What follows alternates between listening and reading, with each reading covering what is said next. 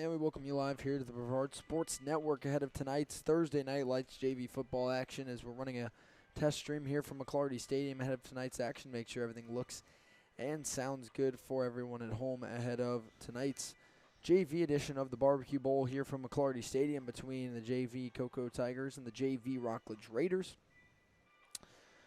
As that'll be our JV game of the night, along with also on the Brevard Sports Network tonight, varsity football action as Satellite and Melbourne will face off in a regular season contest, and that one will go on the record books, and Thursday Night Lights there as well. That'll be Ron Lighthall and our own Daryl Duran. So we'll have two games tonight on the network, and after that we will have the high school football preview show, and for, Satellite Melbourne fans, the post-game show from the BSN Melbourne studio, as well as Holy Trinity fans. They also play tonight. So we got three Brevard County varsity teams in action, as well as all the JV teams, and most notably here with the game of the week being Cocoa and Rockledge. And it might not be for that, that big varsity trophy, but I know for these JV teams, still a big rivalry game, still all the bragging rights in the world to beat your crosstown rivals. So, oh yeah, still a lot on the line here, regardless of varsity JV or not. I mean, look, okay, absolutely. All right, so look, as someone who has, listen, I played in one JV game, Rockledge Cocoa, and again, it's just one of those things we always talk about. I don't care what sport it is. I don't care what it's always important. You always want to get that win. Again, every sport, it could be something as simple as flag football, right? The alumni the last couple years have started an alumni game. Or I've been talking about starting, and you just hear guys talk about, I want to beat them. Why? Well, because it's Cocoa, and that's just when you grow up around here, when you grow up, come up through the Rockledge system, you always know there's games you look forward to. And it's any sport with Cocoa on that schedule, you have it circled saying we need to get that W. No doubt about it. And for tonight, for these two JV teams, it starts tonight between the Cocoa Tigers and the Rockledge Raiders on tonight's Brevard Sports Network JV football game of the week on the Brevard Sports Network, powered by Natwick Insurance. And, I know there's some familiar teams playing tonight as well, known as the Kansas City Chiefs and the Baltimore Ravens. But you got the JV Barbecue Bowl. I don't know why you'd want to watch the NFL when you can watch Cocoa and Rockledge here tonight on the Brevard Sports Network. And that's what's coming up again, as well as Melbourne and Satellite varsity football on the Brevard Sports Network. Again, just running a test stream here before we go live for real. So actually, we're as suggested by Alan. Stick it here. Yeah, let's just stick it here. Then welcome everybody. we got a good stream going. Why cut it out? Look, I'll start out by saying, as this being my first broadcast, coming back as an alumni, my first broadcasting, it's the same field, new name again. I love the fact that they've dedicated the field to Chuck Wood, a staple. You want to talk about someone who says Raider pride? Chuck Wood is one of the first names that come up on that list. And I'm so happy to be here. So to be broadcasting from the alma mater. Yeah, my first broadcast here from McClarty Field or McClarty Stadium. I've played here 4 times for lacrosse, that is, but not yet broadcasted from up here. And it's a nice press box and a nice stadium here as always, and getting ready to go for the JV Barbecue Bowl between the Cocoa Tigers and the Rockledge Raiders. The biggest storyline to look at here for Cocoa side of the ball here is going to be possible quarterback. We'll obviously see once the game starts who lines up at quarterback. But looking for Troy Silverson for Cocoa, the freshman varsity backup quarterback to Brady Hart. Now he's playing 6 quarters as the Tigers go over to face IMG tomorrow night in the biggest game in the state and arguably the biggest game in the nation. But for Troy Silverson, a chance for him to get some JV starting time here, which is going to be a big deal for Cocoa if he does start, because Silverson's a great quarterback. And, I saw him late in the Mainland game last week. I'll say he looks just like Brady Hart on the field. Tall, same sort of build, and for JV, he's a big kid. So if Silverson is starting tonight, that'll be huge for Coco. If not, it is the former Space Coast Panther, Riley Munn, who would be set to start at quarterback. Both freshmen there. Either way, great quarterbacks for Coco's side. Now, Rockledge, I do have a roster. I don't know if it's going to be correct. So obviously, I'll wait to see who the quarterback is when we get started, because there's no positions attached to the numbers on the roster. So we'll see. But again, if the roster is incorrect or anything, let us know in the comments, and I will fix it in real time. Yep. And again, here from McClarty Stadium tonight on the Brevard Sports Network, powered by Natwick Insurance, here for Thursday night football, the JV game of the week.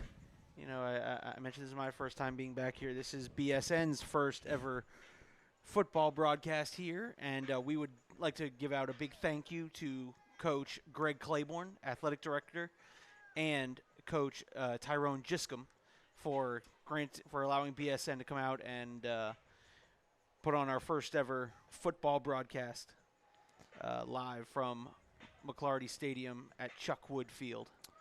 Definitely appreciate it and hope that there's more games to come in the future here for JV and varsity. And tomorrow night for the Rockledge Raiders varsity, they will host the Viera Hawks.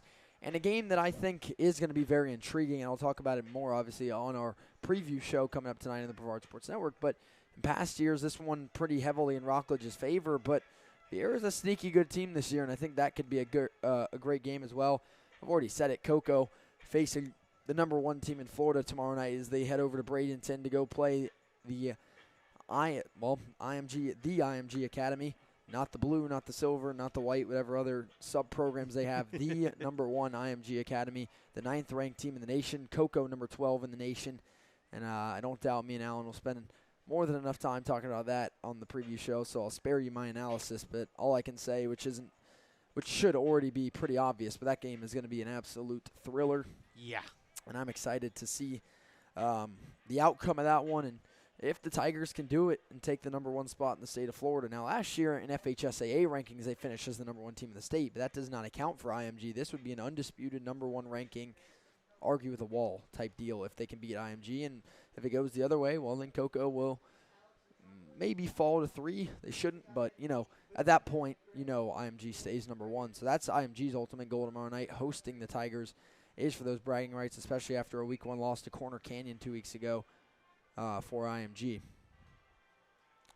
So we're a few minutes away from kickoff here in tonight's JV Barbecue Bowl in the game of the week on the JV side of things here with Rockledge and Satellite again as well on the Brevard Sports Network tonight. A varsity game as well being played on a Thursday night. That game got flexed to Thursday night, so to speak. That's Satellite in Melbourne. That'll be Daryl Duran and Ron Lighthall on that call. So that'll be a big one. Just because we don't have a preview for that, I'll talk a little bit about that game right here. And this is a big game for the Satellite Scorpions. They've fallen to now 0-2 after getting shut out by Viera a week ago. And this, again, I've said it almost feels like a broken record, but it's another winnable football game. Melbourne's a good team, but definitely one that hasn't shown a lot of offense so far. Satellite's defense seems to be their stronger suit right now. So if they can get after that Melbourne offense, we just need to see some offense from Satellite. Last week, from what I've heard, the closest they got to scoring was a red zone interception by Brody Grennan. On top of that, they missed a 51-yard field goal, but in high school, you can't leave it up to the kicker to make a 50-yarder. So for Satellite, they got to show up tonight. For Melbourne now as well, they are 0-2 after losing to Toho and Merritt Island. But in both those games, those were close games. So for Melbourne tonight, if this one is close, I want to see them come out and win a close game. And as well at 0-2, they need to pick up a win. So for Melbourne, I think they've been closer than Satellite has. So for Satellite, there's more to prove tonight. But for Melbourne, in those, kind of, I wouldn't say heartbreaking losses, but when you have those close games, those are ones you just hate to see go up as a loss. So tonight at the Scorp Dome, it'll be on the Brevard Sports Network. But I'm interested in that one. My game pick, I'm going to go with Melbourne in this one. I'm looking for Satellite to prove me wrong, though. So we'll see. Again, for Satellite, though, I think this is not with their schedule right in front of me, but this, I think, is their most winnable game until their final game of the season against Sebastian River. So Satellite's going to have to pick up a win here because they got some tough games coming up ahead. So for the Scorps, it's a big one tonight. Jackson, Yes. Before we get this started, as the coin toss is happening, why don't we tell everyone about our premier sponsor tonight, Tales at the Barkery. Why don't we? Yeah. Tales of the Barkery opened in 2016 in historic Cocoa Village. For more than 6 years, Tales has been a favorite destination for pets and pet parents, and they invite you and your four-legged friends to visit. Tales of the Barkery has a variety of fresh treats made on-site. Soft treats and hypoallergenic treats are also available, and they take custom orders and have unique cat and dog wear. For more information, you can visit online at www.talesofthebarkery.com, and you can call it 321-305-4584. But what they really like is when you visit, and they're easy to find in historic Cocoa Village at 14 Oleander Street. I know a lot of people like to go out there and visit that historic Cocoa Village, and if you're down there, go check out Tales of the Barkery, especially if you have pets. Oh, yes. Look, it's rare you find restaurants that can accommodate you and your pets when, sometimes you're out on a Saturday and you're like, you know what, let's go out for a walk and go out and both get some exercise. Yeah. And Tales at the Barkery is a premier spot. So for review of the coin toss, for those who haven't been looking at the screen, Rockledge won the coin toss and elected to defer. Well, the interesting thing tonight, Rockledge is in the black jerseys, so is the Cocoa Tigers. I don't know how that works out, but Rockledge in the white bottoms and the white helmets, Cocoa in the white pants but the black helmets. So, obviously, I don't know how well it shows up. You see it pretty well. Yeah. Cocoa's got orange. Rockledge has got that. I call it Carolina blue. You call it Rockledge blue, whatever you want to call it, but the light blue. You better get it right. You have a former principal in here who will not hesitate to correct you. And he don't care who you are either, and it's one of the things that we loved about him as a principal. Yeah, but you can definitely see that difference, besides the black jerseys on black jerseys matchup. But I know these players out there tonight know who's on their team and who's their rival. So for them, shouldn't be a problem. Rockledge kicking off here. It'll be, looks like, number 30 for the Raiders. That number not on the roster we have. And, again, it is a partial roster, so just bear with me if you have numbers or names for numbers in the comments. I will update the roster as it pertains. Now, it looks like Rockledge going to be kicking off from Coco's 45, and I can only guess that this has to do with the jerseys, unless something happened pregame, but I'm guessing this has to do with Cocoa wearing the same colored jerseys as the home team. I'm not for sure, but that's a 15-yard penalty, and Rockledge will start at the kickoff at the Cocoa 45, and if I'm Rockledge, I'm onside kicking this ball. Oh, yeah. I mean, what do you got to lose here? As we'll see it kick off from tonight's JV football game of the week on Thursday Night Lights on the Brevard Sports Network, powered by Nowwick Insurance. That is actually number 80 kicking off, not number 30. That is Luke Hooser getting set to go.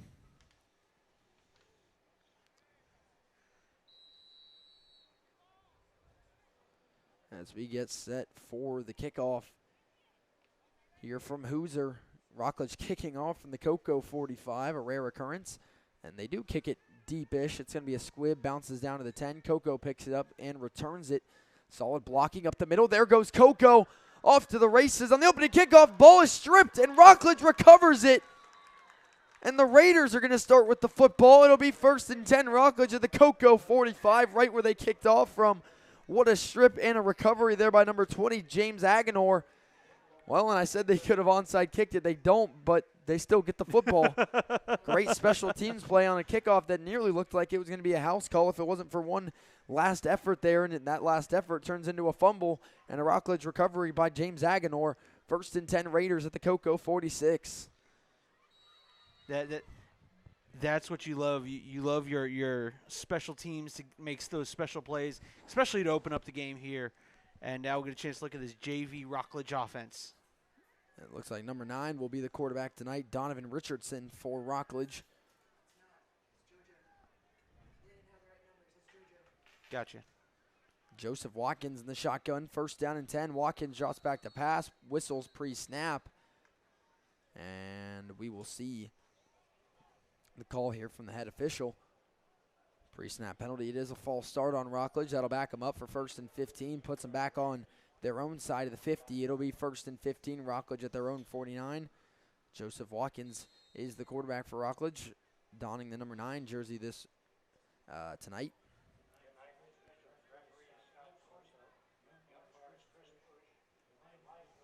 Head official Scott Corso there delivering the call. It'll be 1st down and 15 for Rockledge at their own 49-yard line.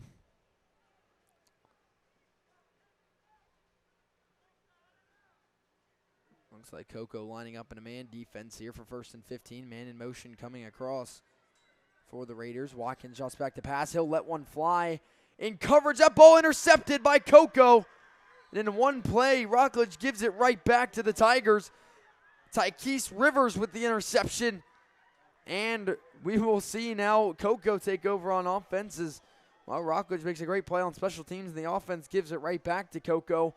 And it will be 1st and 10 Tigers now taking over at about their own 25-yard line. So all things considered, the only thing they really lost on that kickoff was some time and some yardage, but they now get possession back one play later. Official goes down on the play. It'll be 1st down and 10. Coco from their own 25-yard line. Look, that grassy knoll out there, you don't care whether you're a player or ref, it will take you down when it sees fit. And that is Troy Silverson in the shotgun for Coco. Back there with him is number 33 in the backfield, who is not on the roster from Max Prep. Silverson turns, gives to number 33, and he is going to go backwards. No gain, and we'll see if where forward progress puts him, because that one's going to be, I think, a loss of yardage as well.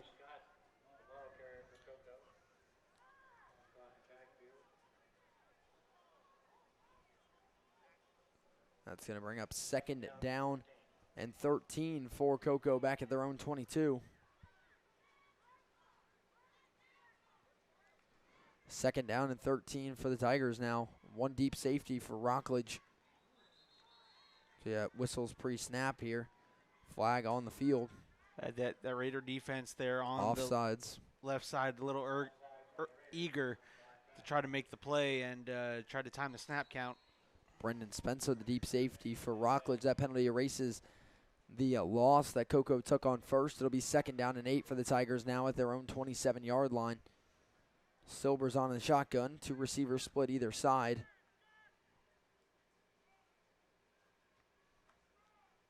Silverson drops back to pass. Pocket collapsing, sheds off a tackler. Flag's going to come in. I think that's going to be a face mask, and Silverson will be driven out of bounds after a short game. But again, I think that flag's going to be a face mask there on the outstretched arm of a Rockledge Raiders defensive lineman.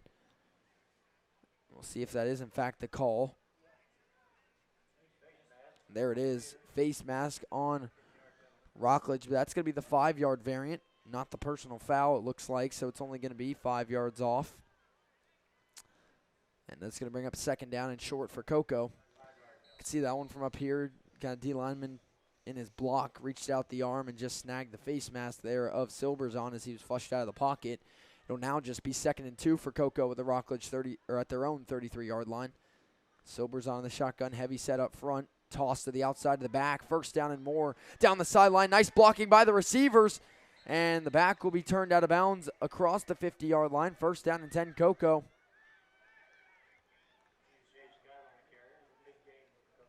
I believe that's Javion Scott on the carry.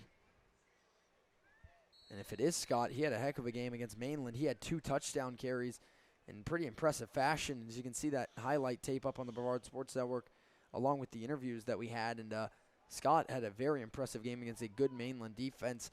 And now coming down in JV, you're looking down Troy Silverson and Javion Scott, 2 varsity Tigers. And you see Scott using his ability there on the outside to pick up the 1st down gain up to now the Rockledge 43 for 1st and 10. Silverson throws on the screen pass to the outside, the tunnel screen, jukes out of 1 tackle. And that's only going to be a gain of about 3 there for number 88.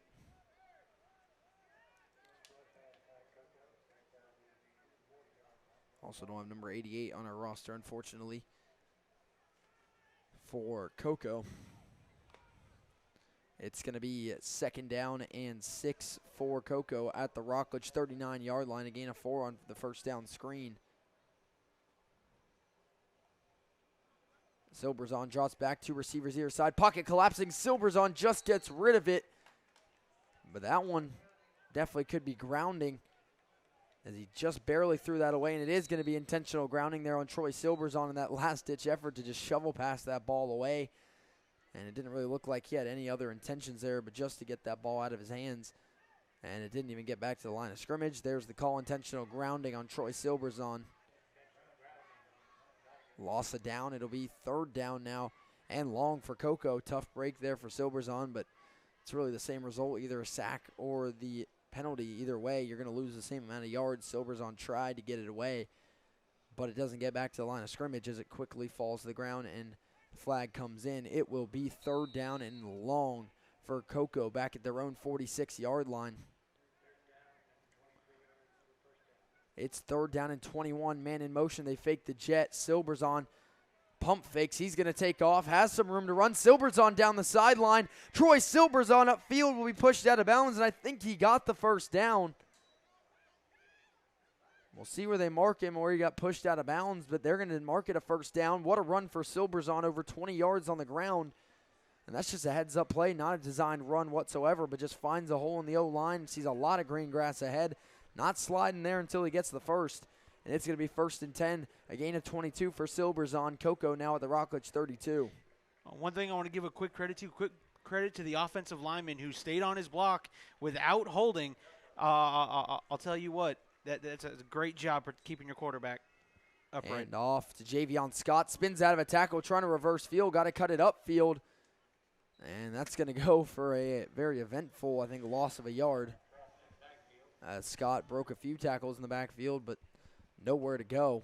That's going to bring up 2nd down and 12 for Cocoa at the Rockledge 34-yard line. Under 7 minutes to go in the opening quarter here for Cocoa's opening drive. Got the ball off a Rockledge interception. Silverson throws the screen out to number 8, who gets hit hard there on the outside. Gets a solid gain to set up 3rd down and manageable. That was Shaquem Pierce on the reception.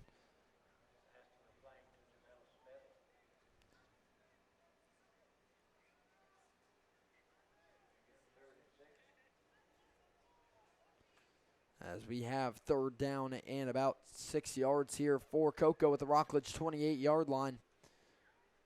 2 receivers split either side for Silverson and Scott in the backfield. Silverson drops back to pass on 3rd down. Pocket collapsing again. Silverson will be sacked for a big loss there by the Raiders. In there's number 21 and number 2 for Rockledge to make the sack. It's going to be Connor Gonzalez and Benjamin Jordan. As I think Rockledge has gotten pressure on pretty much every play so far.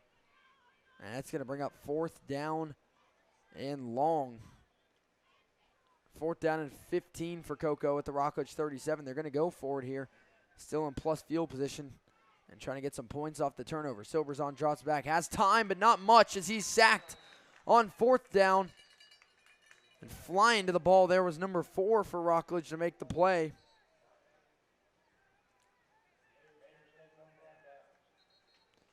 Don't have a number 4 on the roster that I have, but he made an absolutely great play there.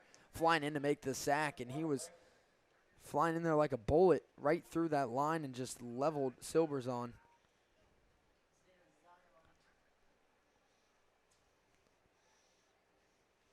And we do have a water break on the field with 5:23 to go in the first quarter. I'd like to let everyone know about an event going on here in Brevard County, the Space Coast Card Show.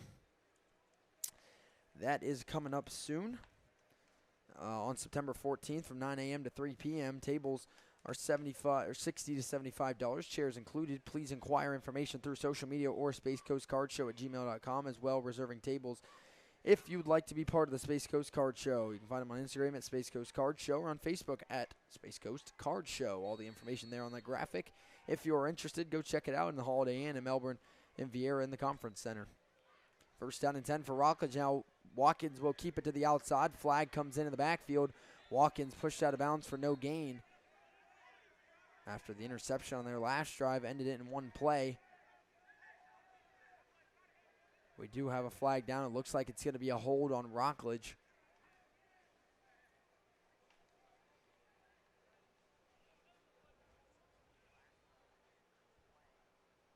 That's going to bring up, if it is a hold, it'll be 1st and 20 for Rockledge. We await the call. There it is on the quarterback keeper. That's going to set back Rockledge for 1st and 20 at their own 35-yard line. Tough break there to start drive number 2.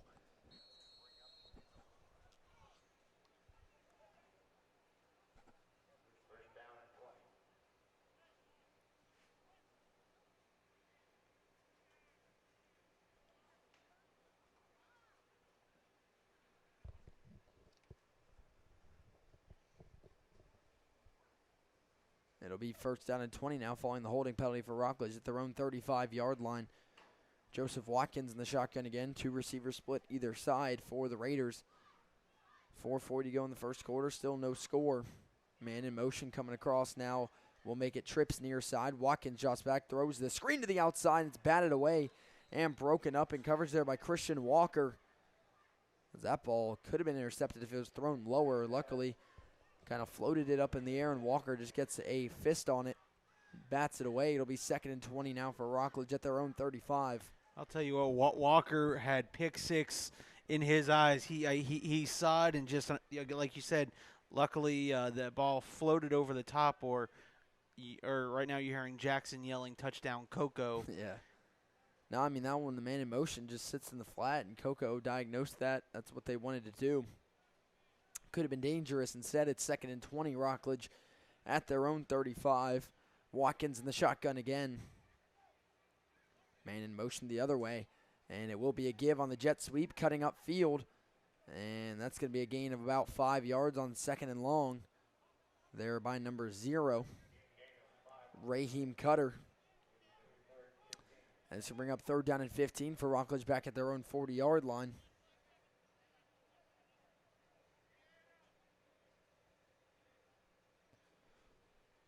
And it'll be 3rd down and 15 after the jet sweep goes for 5 yards for Cutter and the Raiders. Under 4 minutes to go now in the first quarter. This is technically Rockledge's second drive. Last drive was only 1 play interception. And now this drive now on to 3rd down and 15 from their own 40. As Watkins drops back, has time to throw, lets one fly over the middle. I think that was tipped by one receiver. An incomplete off of, looked like number 23 going up for it. Jamarion Manning also in the area there was number 20. James Aganor. And now it's going to be 4th and 15. Rockledge at their own 40. You're kind of in that no man's land between the 40s where you consider going for it. And we'll see what Rockledge decides to do here for 4th and 15 off the incompletion on 3rd down. Although both receivers had some space there, but tight window, and both of them kind of go for the ball, and it falls incomplete. But Rockledge is going to go for it. 4th down and 15 at their own 40. Watkins in the shotgun. 2 receivers split either side. Brings a man in motion again across the line. It's Cutter. Low snap, picked up. Scrambling here on the broken play. Watkins tucks it, trying to get to the corner. And Watkins is going to get spun out of bounds for a loss of 5 yards on 4th down and long already. And that's going to be back-to-back turnover on downs for Coco and Rockledge. Now will be 1st and 10 Tigers taking over right where they left off with great field position to see if they can cash in here for drive number 2 of the game.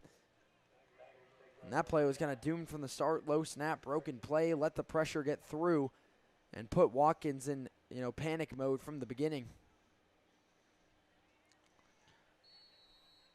And that's going to make it now 1st down and 10 Coco at the Rockledge 34-yard line. Late in quarter number 1, it's still 0-0. And this one, Coco's second drive starting right where the last one ended in Rockledge territory. Silverson in the shotgun, trips far side, 1 receiver near. Silverson looked to let it fly. He got hit as that ball got out. That is an incomplete pass. The arm was moving forward there. It'll be incomplete, 2nd and 10. And so far, Rockledge's pressure is killing Coco's offensive game plan right now as it's gotten through on pretty much every play. And that one hit Silverson early as he was packing up to let that one fly downfield. That'll make it 2nd down and 10. Coco from the Rockledge 34.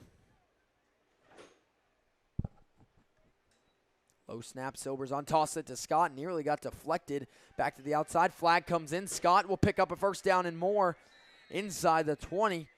But again, we have a flag. It looks like it's going to be a hold on Coco. Instead of the tails of the Barkery 1st down run.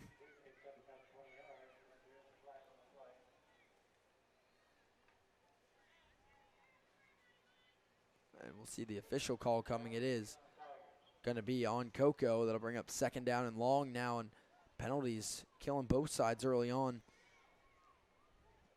As that one will go against the offense. And we'll see where it marches them back at. On the hold, it'll bring up 2nd down. And it looks like Not exactly 20. It'll be 2nd and 18 for Cocoa at the Rockledge 42. It's tougher when you have holding on a 2nd down play rather than the 1st down play. Less time to get those yards back as it's 2nd and 18. 2 receivers either side. Scott motioned out of the backfield. Silverson will drop back to pass. He's going to let one fly to the outside, looking for Javion Scott in double coverage. Nearly had it. It's incomplete. Good coverage there by number 24 for Rockledge, Xavier Floyd. And it's going to be 3rd down and 18 for Cocoa at the Rockledge 42 as they're still trying to work out of that hole. The holding penalty put them in. It was also a nice job by number 20 there, who was playing the safety position there, coming over late, reading Silverson's eyes and making that play happen. Yeah, it's James Aganor, 3rd and 18. Cocoa, Silverson lets it fly again to the outside. Low ball. Did he haul it in? No. It was too low there for the receiver, Shaquem Pierce. It's incomplete. It'll be 4th down and 18 for Cocoa. That ball was underthrown, but the receiver slipped and it nearly ended up working out anyway. But it does not. The ball hit the ground first. It'll be incomplete. And it'll be 4th down and 18 for Cocoa at the Rockledge 42. And again, no reason not to try and go for it in the field position that they're in. 2.5 minutes to go in the first quarter. 4th down and 18. Cocoa at the Rockledge 42. Silverson drops back. He's going to let one fly over the middle. It is caught, but a big hit, and he's going to drop only a yard short of the line to gain. Big time hit there by, looks like, number 17. Camden Allen makes the play to stop him from getting the 1st down.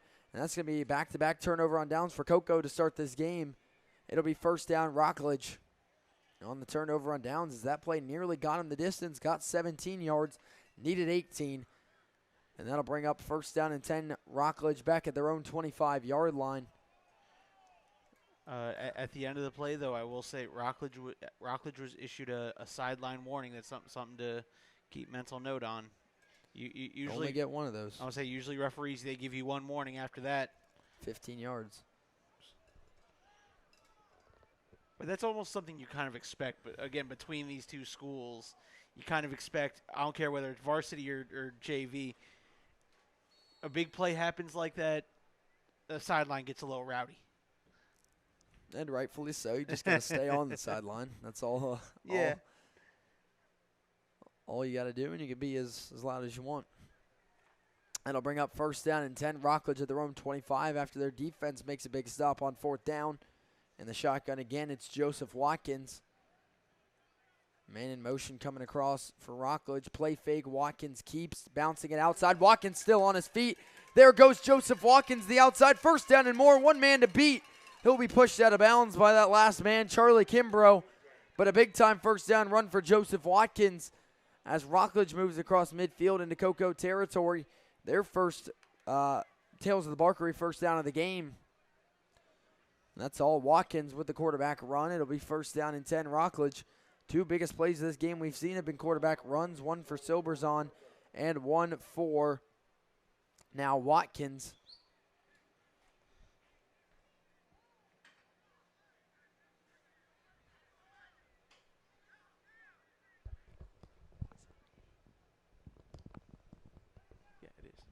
Rain's starting to fall here at McClarty Stadium. It's 1st and 10 Raiders at the Cocoa 44. Tales of the Barkery 1st down. Little jet sweep here over the middle to number 24 for a solid gain on that one. That's Xavier Floyd. It'll bring up 2nd down Rockledge on a solid 1st down carry. Floyd motion there into the run. That's going to bring up 2nd down. And about 4 here for Rockledge at the Cocoa 38. Both teams now have crossed midfield into opponent's territory. Still no score on the board with about a minute to go in the first quarter. Again, rain falling. That's all good for football. Just no lightning. Amen. 2nd down and 4 for Rockledge inside the Cocoa 40. Watkins motions a man across, trips far side now. Hands off up the middle here for Rockledge, turning the feet. And I think he's going to fall a yard short of the line to gain. That was number 23 on the carry. Jamarion Manning. That's going to bring up 3rd and short for Rockledge. 3rd down and 1 for Rockledge at the Cocoa 35. 30 seconds to go in the first quarter. May see just one more play before the end of the quarter. And last week we saw this Rockledge JV squad pick up a big win against Viera on the road. And Cocoa lost, I think, in overtime to Merritt Island. That was that double overtime. Double overtime loss. That was without Silverson or Scott, I don't believe. Both of those players were active against Mainland. Could have been 6 quarters, but I didn't see that game. And Rockledge will let the clock run out here on quarter number 1 here from McClarty Stadium, as it's still 0-0, same way we started here in the JV Barbecue Bowl. As we get, there's a Space Coast Card Zone score update, 0-0 across the board here, as that is the end of the first quarter, and you are watching JV football on the Brevard Sports Network, powered by Natwick Insurance. Thursday night football getting started with some offense, but a lot of good defense so far. Most notably, we saw the opening kickoff. We saw a fumble recovered by Rockledge, and then on the ensuing play, Cocoa picked up an interception. So we saw some defense early, but since then, both teams have been able to cross midfield and get some plays in opponent territory, but just haven't been able to score yet on some turnover on downs and good stops by each defense so far. Coming up, it'll be 3rd down and 1 for Rockledge at the Cocoa 35, looking to keep this drive alive. So far, I haven't seen any punts on 4th downs or field goal tries, so, you know, for all intents and purposes, this could be a 4-down play as well. I think it should be if it's 4th and 1 or still 4th and short.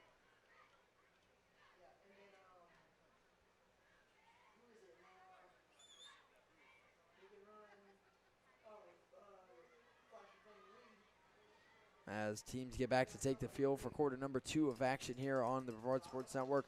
Thursday night lights and Thursday night football game of the week. It is 3rd down and 1 for Rockledge at the Cocoa 35-yard line. I'd like to give a special shout out to a good friend of mine. Glad to see him down here spilling some knowledge on the Young Bucks. Devin Krajewski down from the Maritime Academy. Had a chance to get to know Devin when I was here as the Rockledge film guy, and the whole Krajewski family. Big Eddie, or also known as Mad Dog, does a great job painting the field. He still does it by hand. He doesn't have a robot that paints the field for him. He still does it by hand, and it's the whole Krajewski family is part of the heart and soul of Rockledge. 3rd down and 1, Rockledge at the Cocoa 35. Keeper up the middle for Watkins, and he's not going to get there as Cocoa stonewalls him at the line of scrimmage. Number 99 makes the play for the Tigers, Elias Williams, and it's going to be 4th down and 3 for Rockledge, as that one goes for a loss of 2 yards. 4th and 3, Rockledge at the Cocoa 37. They're going to go for it again. They were unsuccessful on their first 4th down try of the game. We'll see if they can get it here. On 4th and short, it'll be 4th down and 3. Second quarter just getting started. It's already 4th down and 3, Rockledge at the Cocoa 37-yard line. Watkins in the shotgun. We're going to get a timeout pre-snap. It's going to be the first time out of the game for Rockledge here ahead of a big 4th down play that they really would like to convert here in plus field position. 9:12 to go in quarter number 2, and that's the first timeout of the half for Rockledge. It's the Zone 6 Reapers timeout. As I mentioned them, might as well tell you more about one of our title sponsors, the Zone 6 Reapers. As Zone 6 has joined on as a title sponsor, as I mentioned. And if you're looking for a 7v7 team or looking to hone your speed, strength, and agility, the Zone 6 Reapers are where you need to be. The Zone 6 Reapers were founded in 2021 with a vision to create an organization that would give student-athletes off-season conditioning, fundamental skills, and mentoring opportunities leading to success in high school, college, and beyond. a 501 nonprofit organization. Zone 6 coaches have mentored youth student-athletes from all over Brevard County in various sports. Zone 6 prides itself on providing student-athletes a chance to build lifelong friendships, receive high-level coaching, and experience new opportunities in a fun, safe environment. For more information, call 321-499-8288 or online at www.z6reapers.com. Big play here in quarter number 2. It is 4th down and 3. Rockledge at the Cocoa 37-yard line. Watkins in the shotgun, trips far side, low snap. Watkins picks up, throws. It's batted at the line of scrimmage. It's incomplete. What a play there by number 56, Sevion Bishop. And it was a 3rd and short, turn 4th and short. Rockledge can't get anything going. And another turnover on downs for the Raiders. Kills drive number 3 of the game. It'll be 1st and 10. Now Cocoa will take over at their own 37-yard line. That's a heads-up play. Again, there by Sevion Bishop to get his hand up in the way of that ball and force it incomplete. And that's a big-time play to start quarter number 2 as well to give Cocoa the ball back. This one still a defensive showdown throughout the first half. 1st down and 10. Cocoa at their own 37-yard line following the turnover on downs by the Raiders.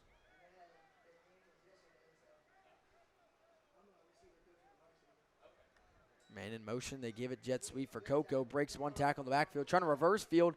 There is a hole, breaking a tackle to the outside, back inside. And that's going to be a gain of about 5 yards, an eventful one there for number 1 on the carry for Cocoa on the jet sweep. He ran for about 15, only picking up 5. But, again, that just speaks to his elusiveness. I mean, how many tackles do we watch him break there? At least 4 or 5. I think there, too, is just the ball carrier vision, seeing the holes as they develop. I think he could have got more if he just stuck it to the outside. But regardless, he saw something that caused him to cut inside. That time, Cocoa goes with a direct handoff, and that is a big loss on the play for Javion Scott, as he's going to lose about 3 or 4 of those yards back, as, again, Rockledge has brought pressure on every play, and again they get through for a big-time loss. It'll be 3rd down and 8, Cocoa at their own 39. A loss of about 3 or 4 there. 3rd down and 8 for Rockledge at their own, or for Cocoa at their own 39. Silverson rolls out left. He's going to tuck it, and he's cramping there or something as he just runs straight out of bounds gingerly. It's going to be 4th down now for Cocoa, as nothing's going to come of that play as Silverson came off gingerly, but he's going to go right back on the field here, or attempt to. And it's going to be 4th down and long for Cocoa, as that goes as a loss of 3 yards. 4th down and 11, a coverage sack of sorts there for Rockledge. And it's going to be 4th down and 11 for the Tigers back at their own 36. And again, well, this time we will see the punt unit for the first time tonight for Cocoa. Back as number 55, Eric Green, to punt it for the Tigers. 1 back deep to return for Rockledge. First punt of the night for either team is still no score going to go up on the board here. And we're going to get a flag down pre-snap here ahead of 4th down and 11. It's a delay of game, I believe, on Cocoa. There are too many men on the field is the call. 12 men on. Procedural penalty there for Cocoa. Backs him up 5 more. It'll be 4th down and 16 now. Back to their own 31 for 4th and 16. Punt unit still out there. It is Eric Green. 1 back deep to return is Raheem Cutter for Rockledge. Green gets away the boot end over end, very high, but not as far as he wanted, and it's going to bounce. Take a Tigers bounce, and Cocoa will down it. Rockledge will start with good field position with 1st down and 10 at their own 48-yard line. 7:41 to go in quarter number 2, and it'll be a tails at the Barkery 1st and 10 for the Raiders. Looking to move the ball here, as again, both teams have had some solid ball movement, just can't finish off these drives there for Cocoa. It was a 3 and out, and we'll see if Rockledge can march down again. Last drive they had a 3rd and 1 and a 4th and 3 that they could not convert in great field position. Now we'll see if they can score on this drive as they start with good field position again with 1st and 10 at their own 48 after the Cocoa punt. Still fairly early on in quarter number 2. It's 1st and 10, Rockledge at their own 48-yard line.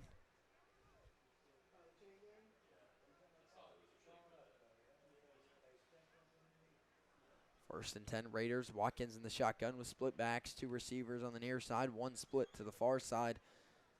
Ahead of first down.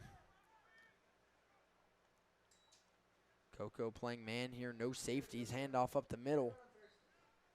And that is going to be a gain of about 3 or 4 there on the carry. Looked like number 2 on the carry. That is Benjamin Jordan. That'll bring up second down and about 6 for Rockledge at the Coco 48 as they cross midfield. 4 yards on first down. You'll take it every time if you're the Rockledge Raiders.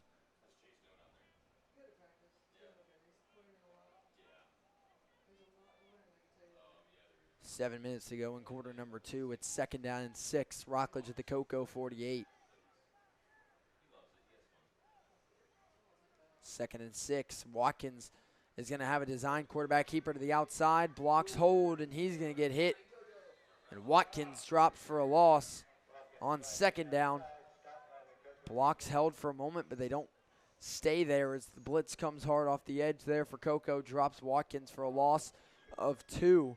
It'll be third down and 8. Rockledge from the 50-yard line.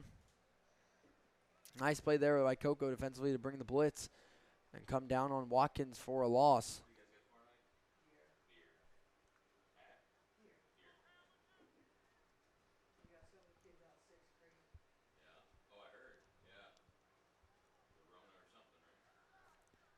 Third down and 8. Rockledge at the 50. Split backs with Watkins in the shotgun. 2 receiver near, 1 far. Watkins hands off on third and 8. Nowhere to run. Coco all over. A big-time hit there to close out the play by number 20. Jeremiah Pierce coming with the boom there at the end of the play. As he brought the boom to Benjamin Jordan, who's going to lose 5 yards on third down. It'll be fourth down and 13. Rockledge back to their own 45. As we may see their first punt of the game here. Or possibly another fourth down attempt, which seems like what they're going to be doing here on fourth down and 13 from their own side of the field, coming up on halfway through quarter number 2. Still 0-0 there. And we got whistles pre-snap. And it's going to be equipment on Coco that'll send number 22 off the field.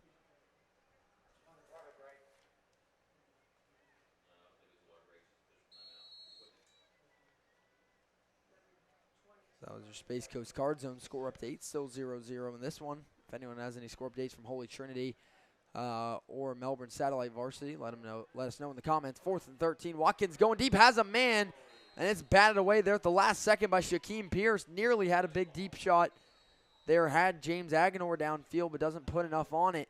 Now the water break will come with 4:59 to go in the second quarter. It'll be first down and 10 Coco coming up at the Rockledge 45.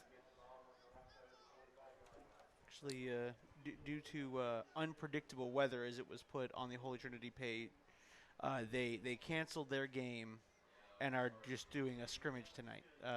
Just because of the unpredictability of Brevard County weather. They didn't know whether the game, the school they were playing didn't know if they wanted to make the trip over. So both coaches, I believe, amicably, that's the word I'm looking for, yep, agreed to just say, hey, well, I don't know if it's been rescheduled, what the circumstances are, but Holy Trinity's been turned into a gold versus blue type scrimmage. All right, so no game tonight for Holy Trinity. That was set to be a good one against Specially Fit Academy, yes, so hopefully they reschedule that one. As far as I know, Satellite Melbourne should still be getting ready to roll. But Holy Trinity not too far from Satellite, so who knows? Yeah, they're... That one live on the Brevard Sports Network right now with Ron Lighthall and Daryl Durand over there in the Scorp Dome. First down and 10 Coco coming out of the water break at the Rockledge 45. Silverson tosses to Scott. Scott with room to run to the left side. Cuts it back inside. First down and more. Javion Scott still on his feet, spinning out of tacklers. And it's going to be first down Coco inside the Rockledge 25-yard line. That's going to be a 21-yard run for Javion Scott. First down Coco. And we are going to get a Rockledge timeout on the field. They're second of the first half here with 4:48 to go in the second quarter. And I don't know all the JV rosters in Brevard, but I got to think Scott may be one of the best JV running backs in Brevard County. I made him note in the varsity game versus Mainland. He had 2 touchdowns in the fourth quarter, a running clock fourth quarter. He looked really good in that fourth quarter of varsity against Daytona Mainland, who was the top-ranked team in the state that he was running up against. And Scott looked good, although in garbage time he was spinning, breaking tackles, had a very good highlight run as well. So he kind of did it again there. Looked picturesque of the and resemblant of that run against Mainland. First down and 10, Cocoa at the Rockledge 22, knocking on the door of the Gamers R Us red zone. First down and 10 now for Cocoa. Silverson, low snap, drops back, lets one fly. Too high, looking end zone there for number 1. It's overthrown, incomplete. It'll be second down and 10. Rockledge was there in coverage, though, so maybe lucky it went long. Second down and 10, Cocoa at the Rockledge 22-yard line. 4:41 to go in quarter number 2. Rockledge with only 1 timeout left. Cocoa was still with all 3. For head coach Bud Williams. As Silverson throws the screen to the near side, and a big-time hit now for Rockledge. Number 24 lays the boom on the other side. That's Xavier Floyd for a loss. It'll be third down on the catch by number 88 for Cocoa. We've seen a lot of big hits already in the first half of this game, and Floyd brings it there on the screen for a loss of about 3 yards. It'll be third down and 13. Cocoa at the Rockledge 25, the best field position of the game, looking to cash in on it. Rockledge looking to make another big stop defensively. It is still drizzling here, I think, a little at McClarty Stadium. Not a downpour, but field a little wet. It's enough to be annoying. We'll have a timeout on the field. That'll be Rockledge's last timeout of the first half already there with 4:10 to go, so they are all out. Cocoa still has 3 timeouts, but Rockledge with none left ahead of a third down and 13 for Cocoa. I'd like to thank our title sponsor here on the QR code. Oh, we'd like to let everybody know out there as we have a QR code up on the screen. That is to support the Cocoa Tigers varsity football program and JV football program, as it all goes to Cocoa. If you scan that QR code, it'll take you to a Brevard Public Schools link. There'll be a drop-down menu. Click Cocoa High School and football to support. No booster clubs. No. That one will go straight to the football program. So if you'd like to support and you're a fan of the Cocoa Tigers, scan that QR code and donate anything you can.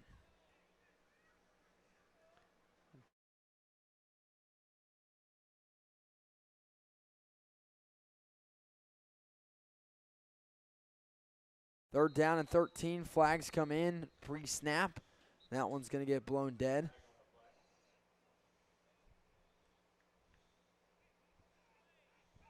It's going to be offsides on Rockledge.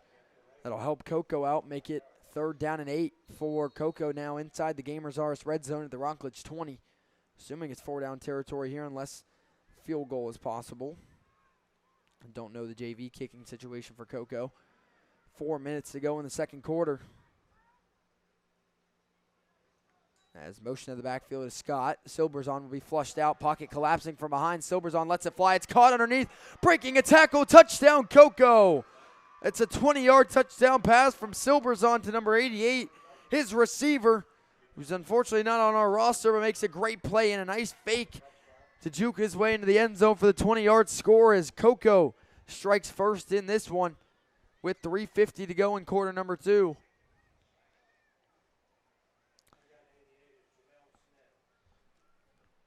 As that'll be Jamel Smith with the touchdown reception for Cocoa from 20 yards out from Troy Silverson. And Cocoa going to line up to go for 2 here with 3:50 to go in the first half after the 20-yard touchdown pass. Silverson low snap, keeping it himself. Silverson gets hit, dragging the defender, and he will be stopped. No good on the conversion. Number 2 makes the stop for Rockledge. That is Benjamin Jordan. With that 20-yard touchdown strike, as we'll get a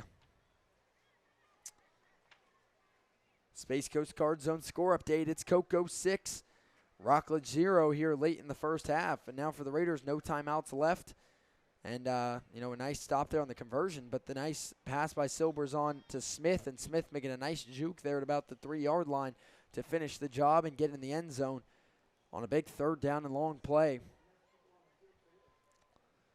It all kind of started with the offsides by Rockledge, giving Cocoa a 3rd and 8 instead of 3rd and 13. And, on top of that, they are able to punch it in the end zone, not only pick up the 1st down. As we get set to see the first kickoff of the game for Cocoa, following a touchdown, as the Tigers jump ahead 6-0 over the Rockledge Raiders here in tonight's JV game of the night, the JV Barbecue Bowl.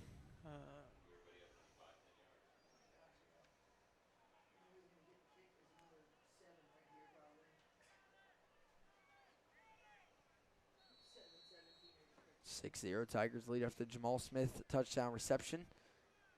And getting set to kick off is Eric Green for Cocoa. Kick will be held by Amari Littles. Too deep to return for Rockledge. Short kick goes straight to the quarterback, Joseph Watkins. Watkins to return, looking for a hole. Nowhere to run. And Rockledge still with good starting field position. They'll take over 1st and 10 at about their own 42 after the return by Watkins is about 12 yards.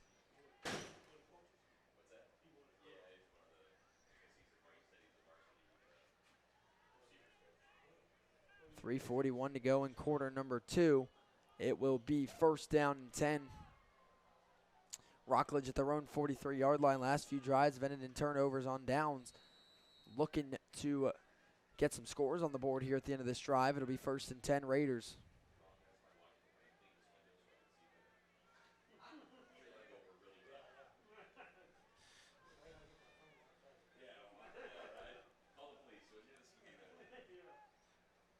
First down and 10, Rockledge from their own 43-yard line. New quarterback here for the Raiders in the shotgun. It'll be a handoff, and that's going to go nowhere for a loss of yardage. Nice stop there by number 66, it looks like, for Cocoa. After the carry by number 23, Jamarion Manning. He's dropped for a loss of a yard. It'll be 2nd down and 11. Rockledge now from their own 42-yard line. New quarterback in the game is number 12, Brady Lorenz.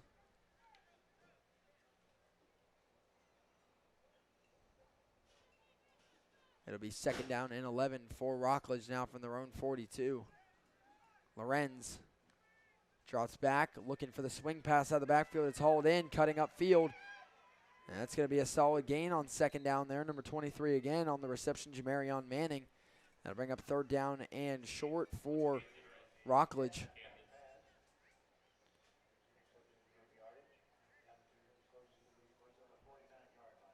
It'll be 3rd down and 3.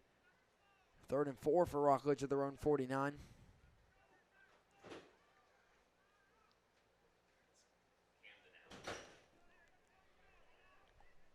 That's actually Camden Allen on the swing pass reception there, wearing number 23 tonight. It'll be 3rd down and 4 now for Rockledge at their own 49.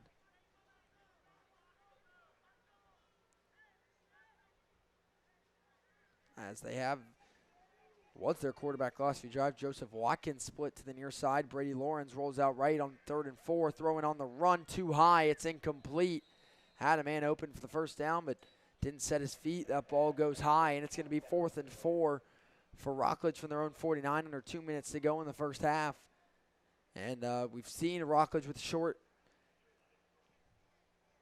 down and distance before on 4th down, but we'll see if they can convert here and keep this drive alive across midfield. It'll be 4th down and 4 at their own 49.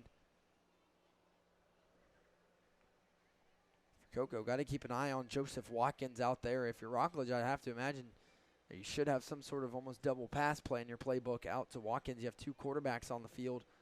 Maybe not on 4th down, but you got to keep an eye on Watkins split to the near side. As Lorenz again in the shotgun for 4th down and 4. 2 receivers either side here for the Raiders. Under 2 minutes to go in the first half. Lorenz drops back to pass. Looking near side. He'll let that one fly up the field. That one nearly intercepted. It'll be incomplete, as Charlie Kimbrough nearly hauled that in as the receiver kind of stumbled down on the route there. He was intended for number 5, Ryland Gabori. It's incomplete, and that'll be another turnover on downs for Rockledge, as they have just not been able to finish off these drives in the first half. It'll be first down and 10, and Coco from the Rockledge 49. No pass interference there. The receiver just got his legs kind of tripped up around the DB's legs, and no fault of the back there causes him to fall down, nearly intercepted. But the fact it is intercepted kind of helps yardage-wise for Coco, as it's going to be first and 10 at the Rockledge 49. They still have 3 timeouts and a minute 47 to operate, looking to go ahead by 2 scores into the half. As Silverson packs up, lets it fly over the middle. It is caught for a solid gain and a first down there by number 1 for the Tigers. It's going to be first down and 10.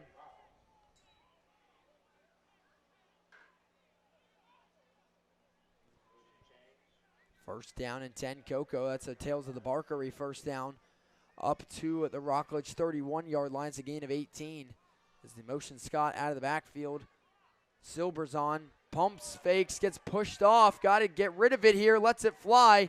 Incomplete. Now again, could be a call for intentional grounding there. That ball does not get back to the line of scrimmage. And for the second time tonight, it's going to be intentional grounding on Troy Silverson as the pressure gets to him there. Number 4 bringing the heat again for Rockledge.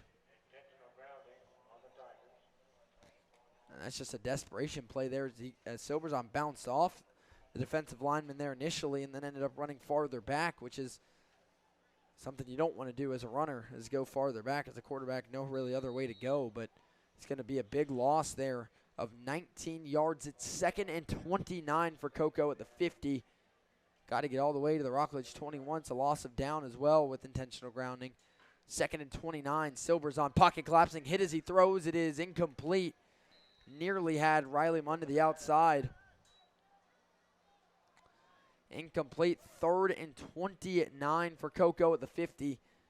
Biggest goal here for third down, cut into the yardage. Obviously, you want the first down, but try and set up a fourth and manageable for you to be able to convert here instead of trying to go all in and set up a fourth and 29.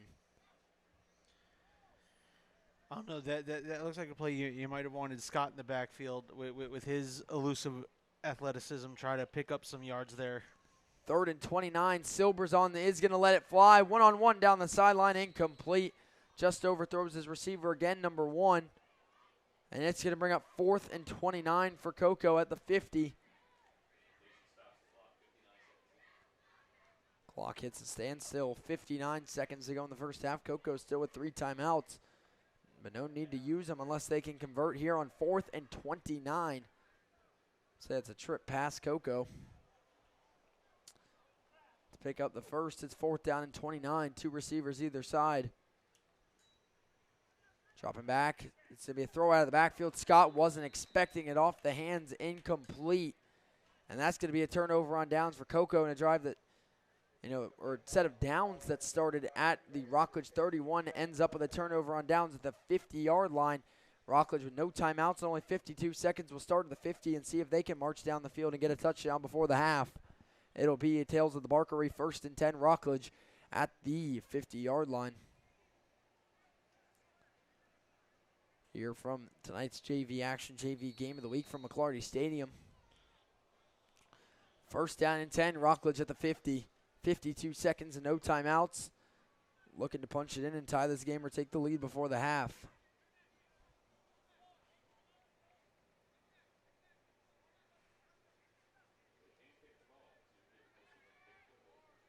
First down and 10, Rockledge at the 50. Late in the first half, man in motion. They'll throw the backward swing pass. There is the double pass upfield. It's caught. First down, Rockledge, and I called it on the last drive, and they bring it out now. The double pass play works to perfection. Raheem Cutter hauls it in for the first down. Not an offensive coordinator by any stretch of the imagination, but I don't know, Jackson. Called that one out. I don't know, Jackson. I feel like you could definitely wear a different headset. But don't leave BSN. No. Not looking to do that. Low snap. Lorenz picks it up, trying to run it forward, and somehow the broken play is going to get him a yard. Coco comes up with the football, but he's going to be ruled down by contact. It'll be second down and 9. Clock continues to roll, under 10 seconds to go. Rockledge got to get up and get a play off. 5 seconds to go in the first half. Lorenz in the shotgun. 1 second. Lorenz looks for the snap, doesn't get it. And that will take us to halftime here on the Brevard Sports Network as the Cocoa Tigers lead a low-scoring first half here at McClarty Stadium in the JV Barbecue Bowl as Cocoa leads it 6-0. That's the end of the first half. You're watching JV Football on Brevard Sports Network, powered by Natwick Insurance. We will take a break and be back for start of half number 2 here from McClarty. Tigers leading by 6.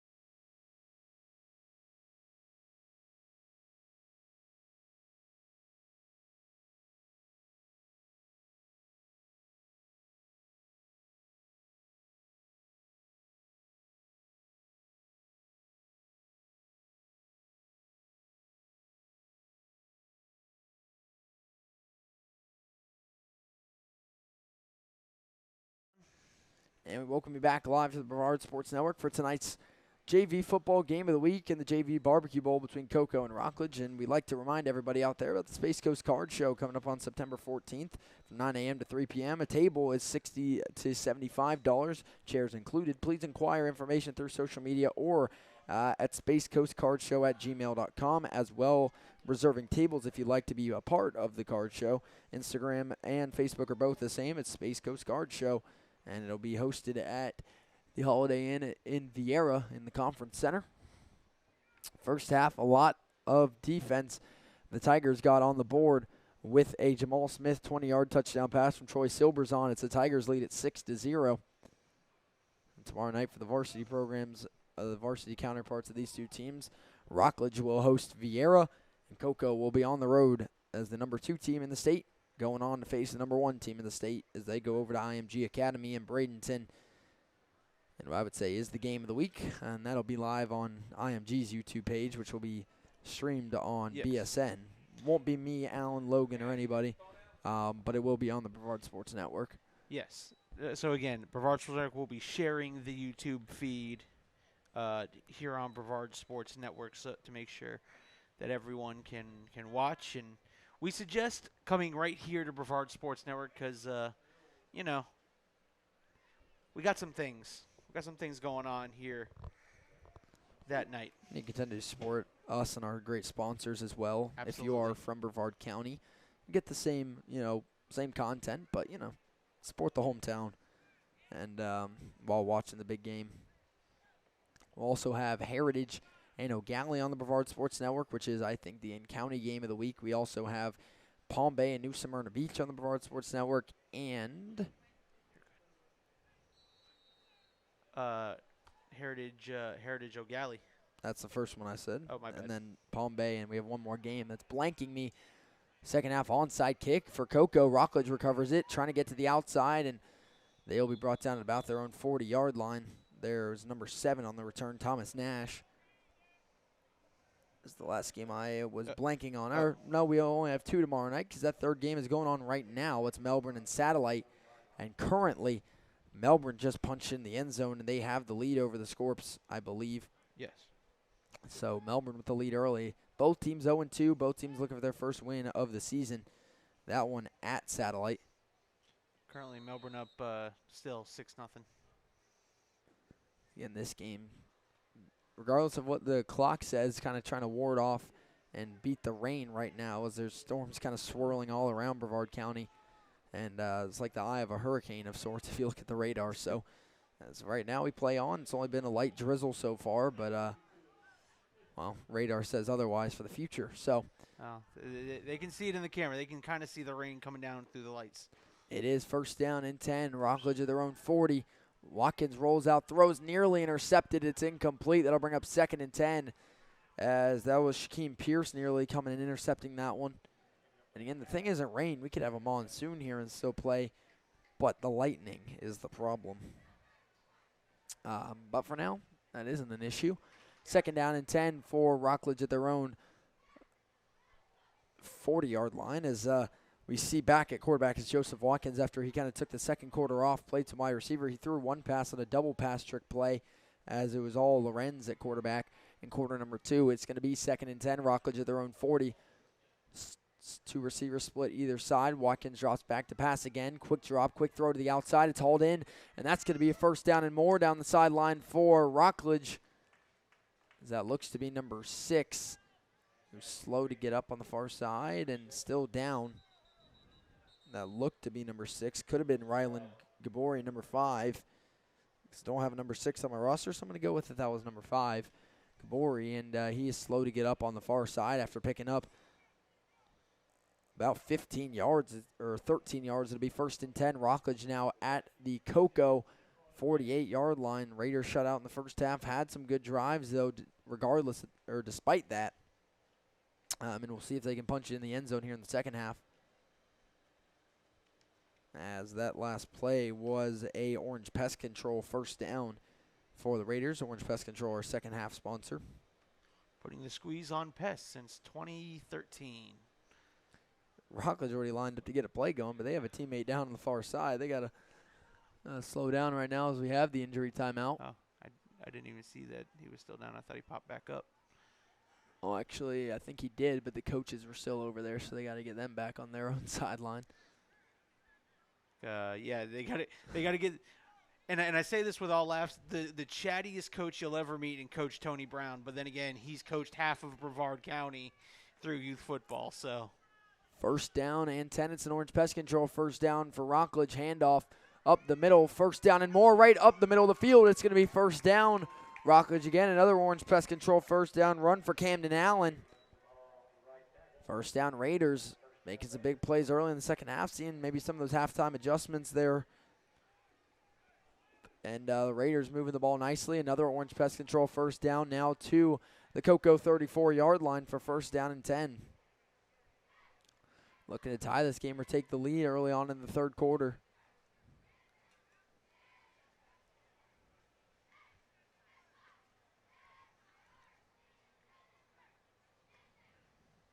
First down and 10. Rockledge at the Cocoa 34-yard line.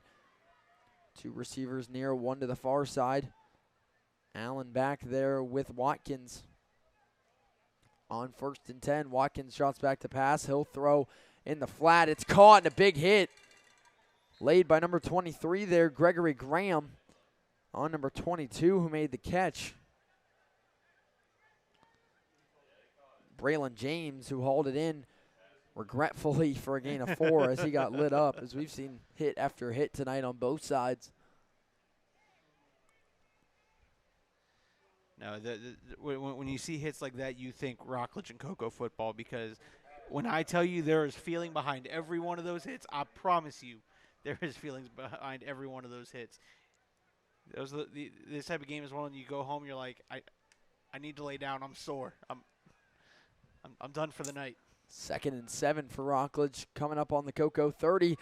Loose ball on the muffed handoff, and Allen corrals it, but he's going to go for a big loss. It's going to be 3rd down and long now for Rockledge. And that's an exchange you really want to have down there between Watkins and Allen. As it was kind of a late turn by Watkins. Allen had kind of passed him by. The ball wasn't in his chest. Now going to be 3rd and 12, Rockledge from the Cocoa 36. With under 7.5 minutes to go in the third quarter, Tigers leading at 6-0.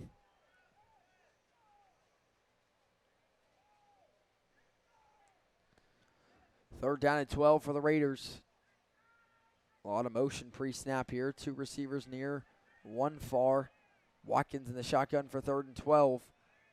He's going to keep it himself, trying to get to the outside, and he'll get flipped over there for a loss of about 5 yards. That's going to be 4th and 17 for Rockledge now at the Cocoa 41, as again the Raiders struggling to close out good drives. It'll be 4th and 17. We haven't seen the Raiders punt tonight, and I doubt they're going to start now. In good field position again. 6:40 to go in the third quarter.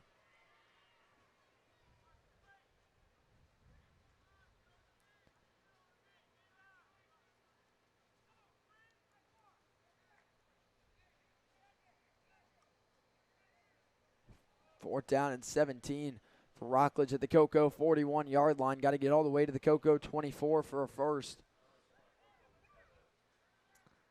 Two receivers far, one near.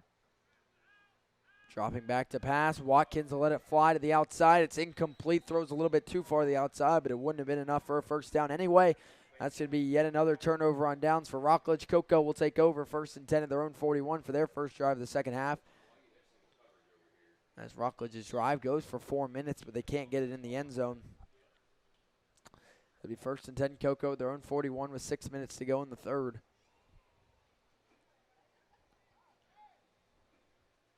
I'd like to thank everyone watching here on the Brevard Sports Network. Jackson Robb, Caleb Brown here on a wet Thursday JV football action.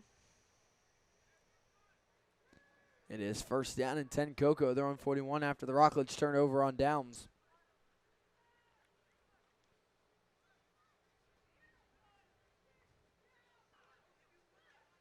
Man in motion for Cocoa. New quarterback in, number 2 with the keeper.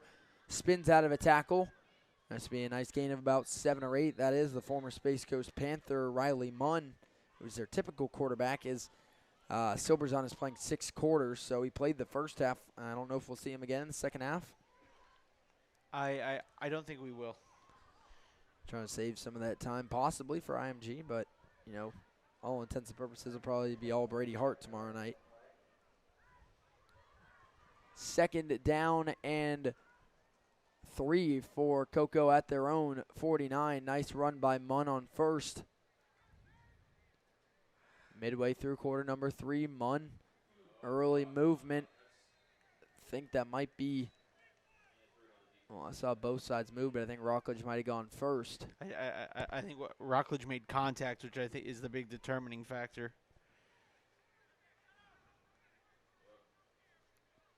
There it is, offsides on Rockledge. That'll give Cocoa a new set of downs in Orange Pest Control, first down. I think that's the 3rd time the Raiders have been offsides tonight. Penalties hurting them defensively. Last time they jumped offsides, Cocoa scored on the next play.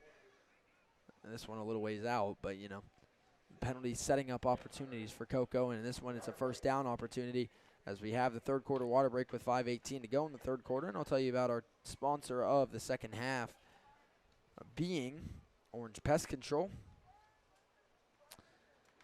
And Orange Pest Control been squeezing out pests since 2013. And for Orange Pest Control, once I find my information, I'll tell you more about them, wherever I put it. There we go. Orange Pest Control was founded in 2013 by brothers Jonathan and Jason Robertson with one simple goal in mind: to protect families from unwanted pests and to provide the best pest control in Brevard County.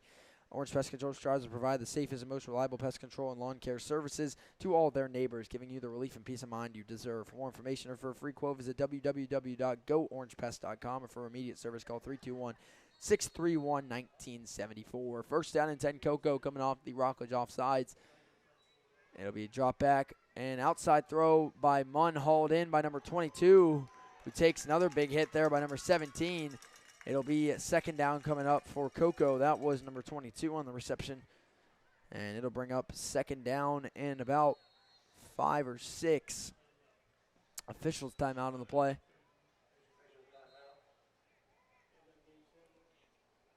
Coming right out of a water break. I wonder what the official timeout is for here.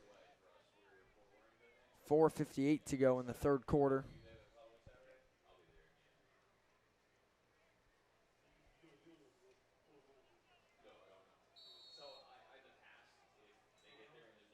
Quick officials timeout. Clock gets back to rolling now.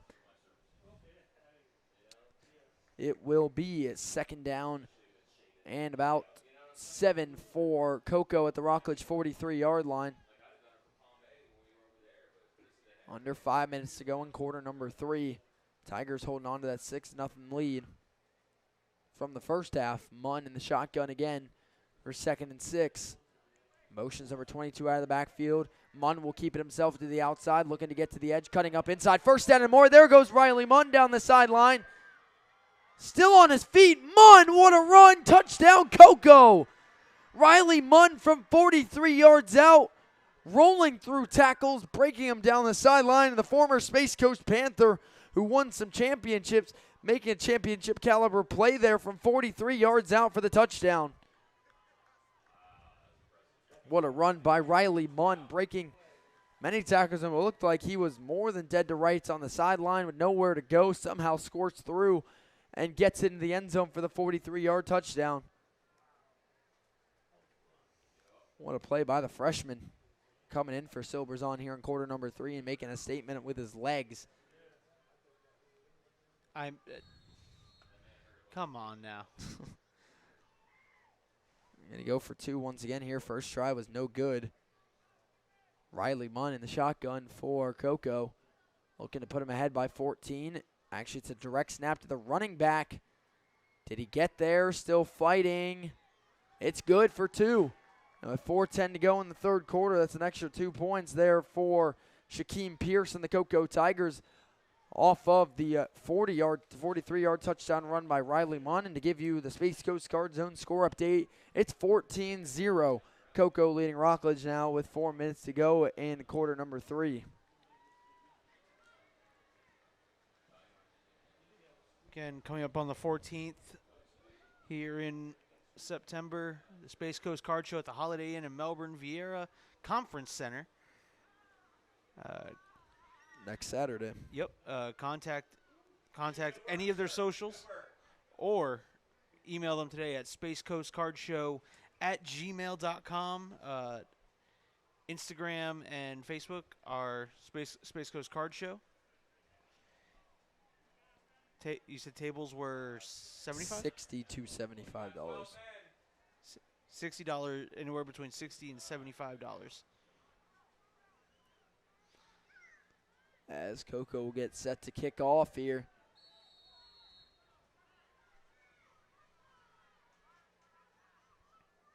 After the touchdown run, they're going to go with the onside kick. It goes through the legs of a Rockledge returner. Big time hits for the football. Who has it? Cocoa is sure they do. And they do. Onside kick recovered by Cocoa. Number 23, I think, ended up coming up with it. Gregory Graham, as the onside kick goes through a Raider's legs. And then nobody falls on it. And Cocoa comes flying in to pick it up. And it's going to be first down Tigers as it's make it take it offense now as they get the ball back after scoring. That's the second, kickoff we've seen a fumble or an onside kick go to the other team. Cocoa fumbled away a kickoff earlier on. Now they're going to get one back on an onside kick recovery. And great placement by the kicker. Yeah. Eric Green. And look, the coachable moment there, if you're the guy on that second line, you're just told dive on it. Yeah. And he tried to skip over it, and we saw what happened. First down and 10, Cocoa, the Rockledge 40, low snap. Munn picks it up. He's getting chased out of the pocket. He'll be dropped. Ball is free, and I think Rockledge going to get it right back. First down Raiders now at their own 48. Unbelievable. And that is, I believe, number 76 on the fumble recovery. 75. Terry on Spruill. And both times we've seen a turnover on the kickoff, the next play was a turnover the other way. Funny how that works. Last time Rockledge threw an interception after getting a fumble recovery, and then Cocoa fumbles it away on their first play after a onside kick recovery. First and 10, Raiders now at the 50. Right where they would have had it if they recovered the onside kick in the first place. Funny how that works. And I'll tell you what, his eyes got wide as dinner plates. He saw space. He saw the football on the ground. He was going to backpedal a turnaround and try to put that one in the end zone. First down and 10, Rockledge at the 50. Late in the third quarter, trailing by 14. Watkins drops back, lets one fly down the sideline. One-on-one, it's caught. Nice throw. And that's going to be a gain of 26. And he immediately gets up pleading his case like, hey, I caught that. Holding, too. But just take the catch there on that one. Number 20, James Agador makes the play. It's going to be first down and 10. Rockledge at the Cocoa 24. It's going to be an Orange Pest Control first down. I don't know. A flag was dropped close back at the 50 by the white hat. It's going to be a personal foul on Cocoa. 15 more yards for Rockledge, and here come the Raiders having their best drive of the game here.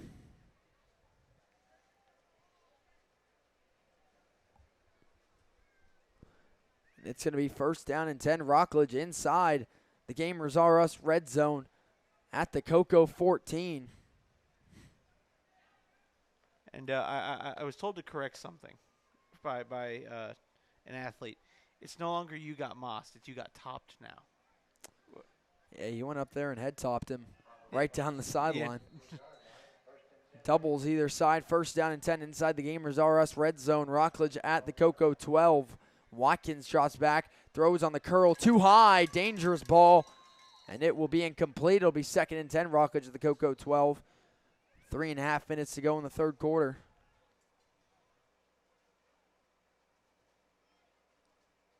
We've we've seen a lot of varsity level plays tonight for a lot of student athletes on either of these teams. That's what you get when you get Cocoa and Rockledge, though. There's depth.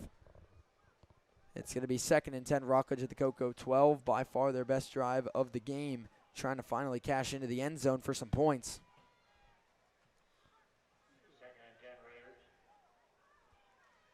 2nd and 10, Rockledge at the Cocoa 12 can get a first down inside the 2, but equally then just trying to get in the end zone. Doubles 2 receivers either side. Watkins drops back. He's going to keep it himself, trying to get some blocks from his receivers. He'll be dropped for a loss of about 3 yards as Cocoa now trying to keep him out of the end zone. Nice stop up front by number 30 and number 99, who is Elias Wilson. It will be 3rd down and 14 for Rockledge at the Cocoa 16. Late in the 3rd, Rockledge needs a score here. It's going to be 4-down territory, I'd assume, unless they would want to try and kick a field goal, but I doubt it.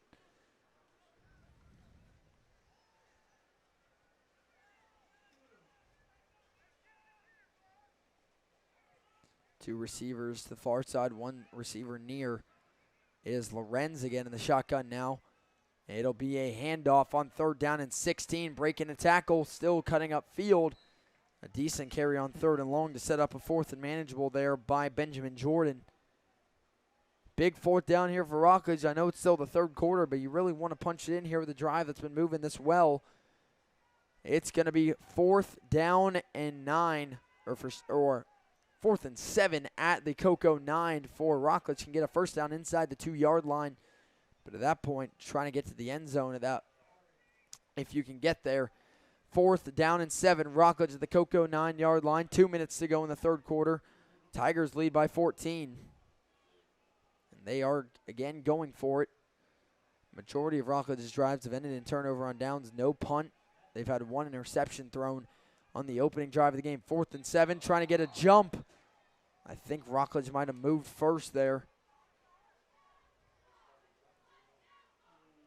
Yeah, it's going to be a false start on Rockledge to the hard count. Gets the offensive lineman. And it's going to be now 4th and 12. A longer way to go here. It's a tough break because as the O-lineman, you know the call. You know the count. Yeah. Just got to ignore the clap. And I would say, Mike, as a former offensive lineman, that's the one you feel most guilty about because you were just told in the huddle, on 2. And then when you're the one to jump, it just It'll be 4th down and 12. Rockledge back to the Cocoa 14-yard line. Clock continues to roll. 1:20 to go in the 3rd quarter. Tigers lead it by 14. We got flags coming in pre-snap. That is a delay of game on Rockledge. Now it goes from a 4th and 7 to a 4th and 17 in the blink of an eye as the Raiders, best drive of the night, going up quickly. 4th and 17 now for Rockledge at the Cocoa 18-yard line. Lorenz lets one fly down the middle. It's caught by Watkins, but he's not going to get the first down. It's a gain of 13 yards, but a turnover on downs again. It'll be 1st and 10 Cocoa, stuck at their own 5-yard line. Watkins slow to get up after the hit. 1 minute to go in the 3rd quarter. Injury timeout. It looks to be just a cramp. That's tough because that's another turnover on downs, 5 yards away from the end zone on a nice pass, but the hit keeps Watkins from turning it upfield and into the end zone.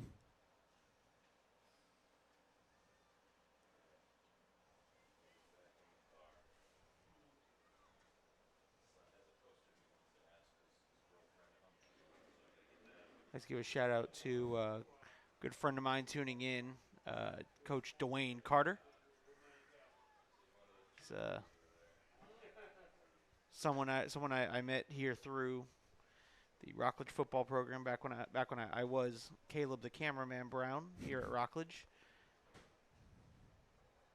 Spent many of Friday nights here.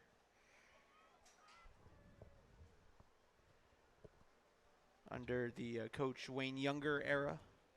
I was here for the last year of Coach Larry Laskowski and was here when Wayne Younger took over the program.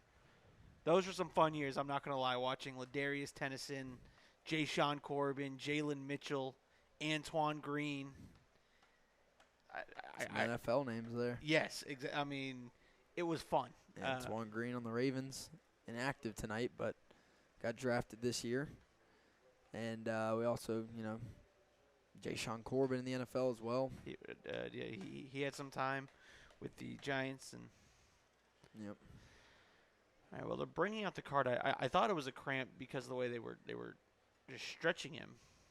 But they've also brought the cart on the field, so we're going to go and turn that away. I'd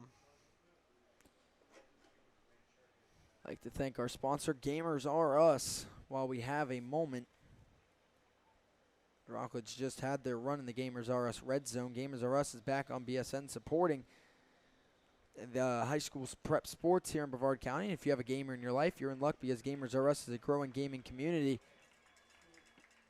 Luckily, they don't need the cart there for Watkins. Growing gaming community focus on card, board, tabletop, and video games. They host casual and competitive tournaments for Magic the Gathering, Pokemon, Yu-Gi-Oh!, Dragon Ball, and more. For more information, call Seth at 321-735-7052. Check them out on Facebook at Gamers R Us. And you can find them in person in Cocoa at 801 Dixon Boulevard. It'll be first down and 10. Cocoa stuck at their own 5, flag down. I think it's going to be on Rockledge. This is going to be, I think, their 4th offsides of the game. That's going to make it 1st and 5. Cocoa now at their own 10-yard line with 1 minute to go in the third quarter.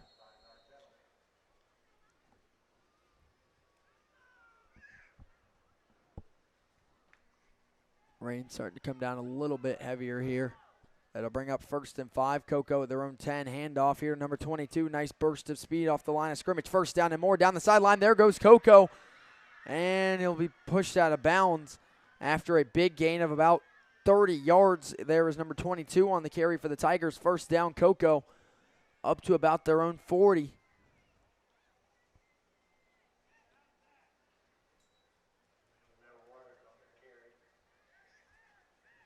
And actually got pushed out at about their own 33, a gain of 23 on the run. It'll be first down and 10 Tigers. 30 seconds to go in the third quarter. Could be the last play of the third if they want it to.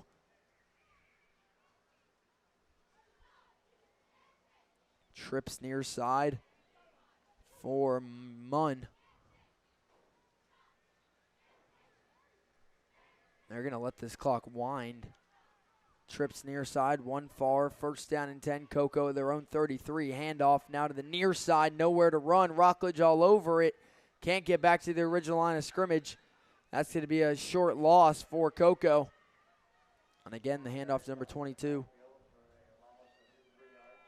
And that will take us to the fourth quarter of action here in the JV game of the week on the Brevard Sports Network, powered by Natwick Insurance. Cocoa looking to hold on to a 14-0 lead into the fourth quarter to pick up a big JV rivalry game win in the JV Barbecue Bowl between Cocoa and Rockledge. One more quarter to go. I'd like to remind you once again about the Space Coast Card Show coming up next Saturday on September 14th at the Viera Holiday Inn in the Conference Center. It'll be at $60 to $75 if you would like a table.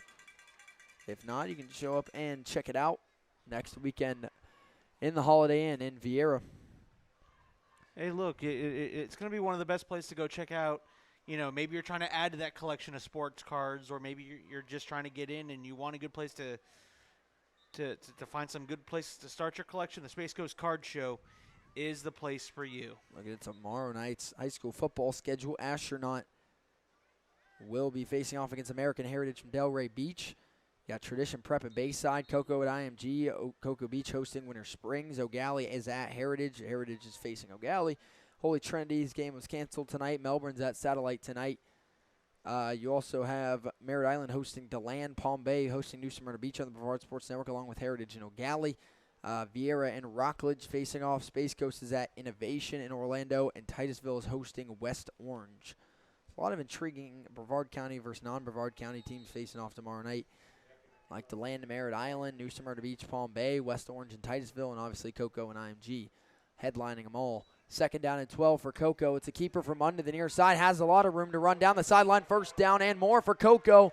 And it's Riley Munn across the 45 for a Tigers first down and an Orange Pest Control first down. Just for a quick update on that Melbourne Satellite score, it's Melbourne 15, Satellite 0. Scorps still continuing to struggle offensively. Got to score points. There's not much more I can say there. Not seeing any of the game. They just got to score points. Put up 9 against Rockledge in week 1. Get shut out against Viera last week. And now still struggling offensively against Melbourne. And again, also if anyone has any JV score updates from across Brevard, let us know as well. Also, first and 10, Cocoa at their own 46-yard line. It'll be a handoff on a jet sweep to number 10, trying to get to the corner. He gets around for a gain of about 4 yards. That is E.J. Brassity. For a gain of 4, it'll be 2nd and 6, Cocoa at the 50-yard line. Brassity took a shot. Yeah, we've seen a lot of big hits tonight. Don't forget to keep it right here after JV football. We have interviews with MCC's Caden Kelly. We've also got the Brevard Sports Network Zone 6 preview show, or not Zone 6, try Uberzadi high school football preview show. As got flags down again here ahead of second down. It's going to be another offsides on Rockledge. I believe that's their 5th of the game. That's going to bring up 2nd down and 1 for Cocoa, the Rockledge 45. Use the other clipboard. That'll at least keep it open. Yep.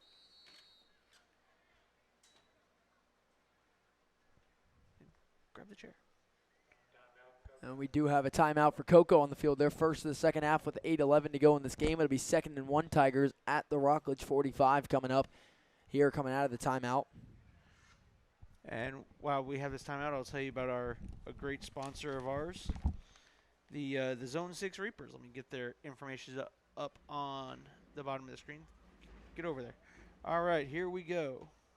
Zone 6 Reapers, 7v7 and athletic training. If I can find my read here. There we go. Looking for a 7v7 team or looking to hone your speed and strength and agility? The Zone 6 Reapers are where you need to be. The Zone 6 Reapers were founded in 2021 with the vision to create an organization that would give student athletes off-season conditioning, fundamental skills, and mentoring opportunities, leading to success in high school, college, and beyond. They are a 501c3 nonprofit organization. Information is at the bottom of your screen. 2nd down and 1. Munn lets one fly to the far side. It is incomplete. Broken up. Nice play out there by number 17. And that's going to bring up 3rd and 1 Cocoa at the Rockledge 45 as the rain continues to come down here at McClarty Stadium. Rockledge will be here tomorrow night against Viera. To contact Zone 6, get in contact, give them a call at 321-499-8288 or find them online at z6reapers.com or find them on Instagram at Zone 6 Reapers. 3rd down and 1, Cocoa, the Rockledge 45. Snap, run up the gut, nowhere to go, and Rockledge going to push him back for a big loss there on the run by number 22. Stopped up front by Benjamin Jordan, along with number 66 there for Rockledge. I believe that is Jalen Blackman. Loses 4 yards there. It's going to be 4th down and 5 now for Cocoa at the Rockledge 48. They're going to go for it again. Under 7.5 minutes to go in this game. It's 4th and 5 for Cocoa. Rockledge needing a stop here. Not only just to keep Cocoa off the scoreboard, but also to stop stop Cocoa from managing the clock. 4th and 5.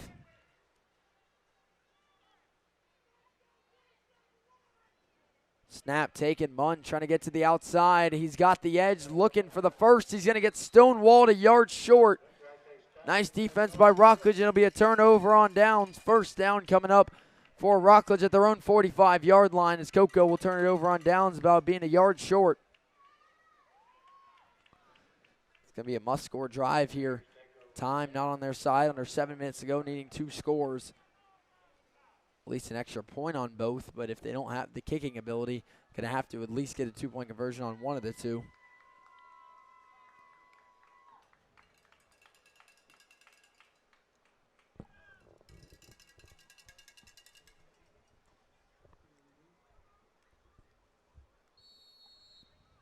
I'd just like to give another shout out to a former Brevard County high school athlete and now college graduate, Tristan Love, graduated from Kennesaw State. And again, a great offensive lineman for the Rockledge Raiders. And now he's back home giving his youth or giving his knowledge to the youth and giving back to the program. First down and 10, handoff up the middle. Allen spins out of a tackle in the backfield, getting to the outside and hit hard there after a gain of about 6 yards. It'll be second down and 4. Rockledge at the Cocoa 49.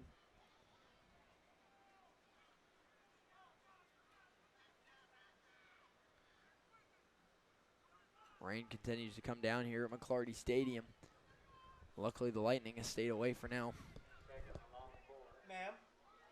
It'll be second down and 4 here for Rockledge at the Cocoa 49-yard line. 6 minutes to go in this one.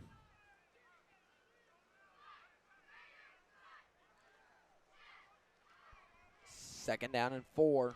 Split backs in the shotgun with Lorenz. Lorenz hands off, but the back is lit up for a loss of a yard after a bit of indecision in the backfield. And that's going to bring up third down and 5 for Rockledge at the 50. 4 down territory the rest of the way out, and they need to keep picking it up. Lorenz will come over the sideline, get the play call. Folks, we apologize for the umbrellas in the stands. It's starting to rain pretty good. And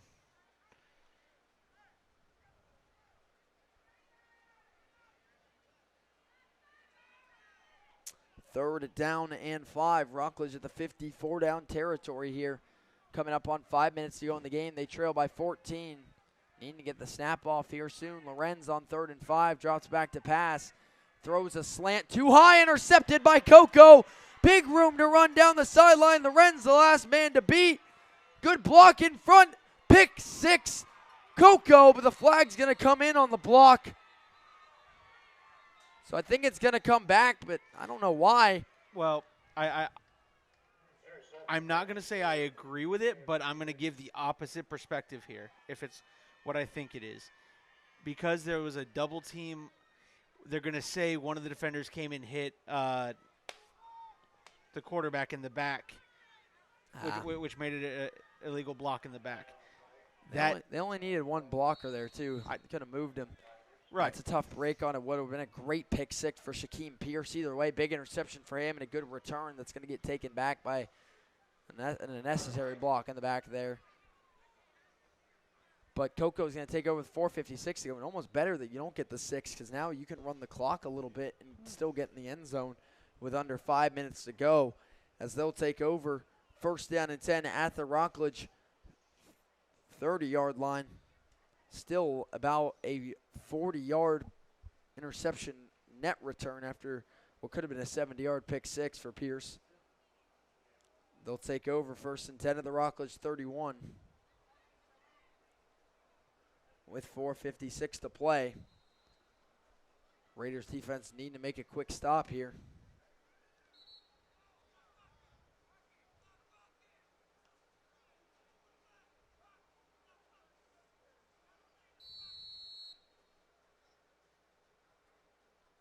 First down and 10. Cocoa, the Rockledge 31 after the interception by Shaquem Pierce. Tigers looking to put this game away now. Munn in the shotgun. One receiver near. Heavy set up front with 8 on or behind the offensive line. First down and 10. Play fake. Munn will keep himself. A lot of room to run to the right side, but he can't get out there as he's dragged down by number 4. who's been living in the backfield tonight for Rockledge.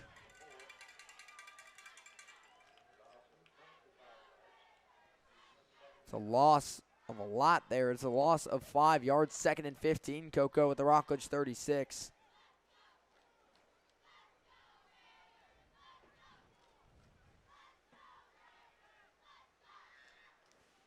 Another former Rockledge Raider to make note of, Rocket Sanders, transferring to South Carolina this year. Yeah.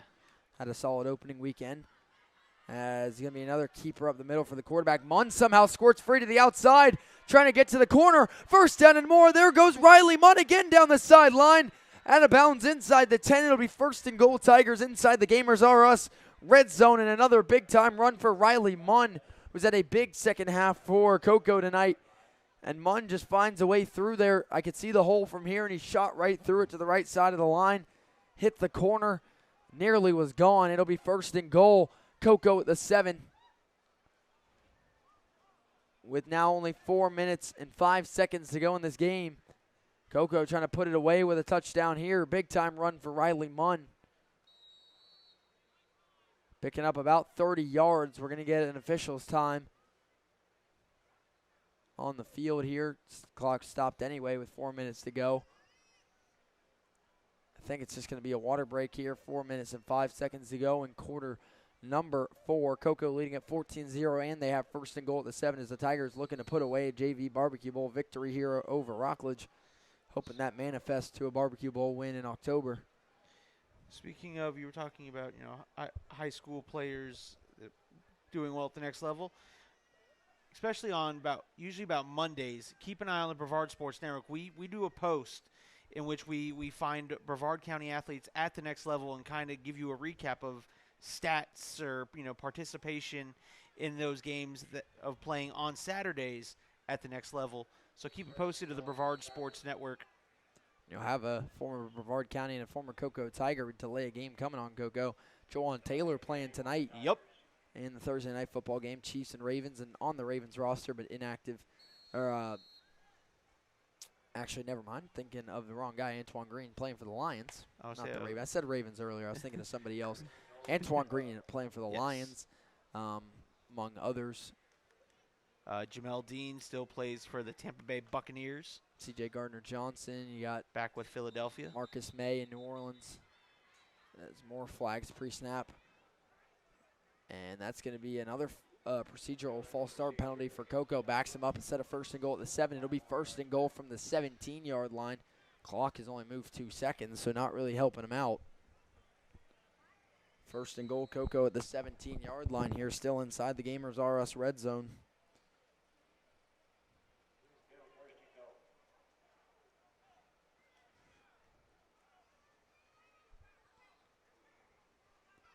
First down and goal, Coco at the 17-yard line. 4 minutes to go in this game. Direct snap to number 8 here. Pierce trying to get to the outside, breaking a tackle. Pierce trying to turn it back inside. And a nice run there on 1st and goal for about 11 yards for Shaquem Pierce. Pierce had that pick 6 before the penalty.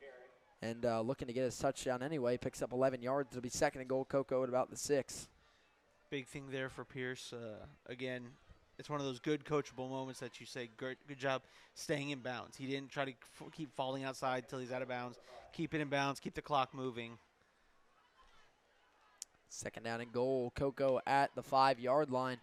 After the 12-yard run for Pierce, Coco trying to put the punctuator on it here. It's again Pierce in the shotgun. Wildcat run up the gut. Shaquem Pierce diving for the end zone. And he's going to get his touchdown anyway. Touchdown Coco, Shaquem Pierce. Had that pick 6 called back, and Coco lets him do it anyway. And Pierce gets it in for the 5-yard touchdown run, and the Tigers put the punctuator on it. Flag down, post play here. And some chatter going on, and then some after the play. Touchdown will stand regardless. It's a post play penalty. 3:10 to go, and the Tigers are going to go ahead by 3 scores, and that may just do it.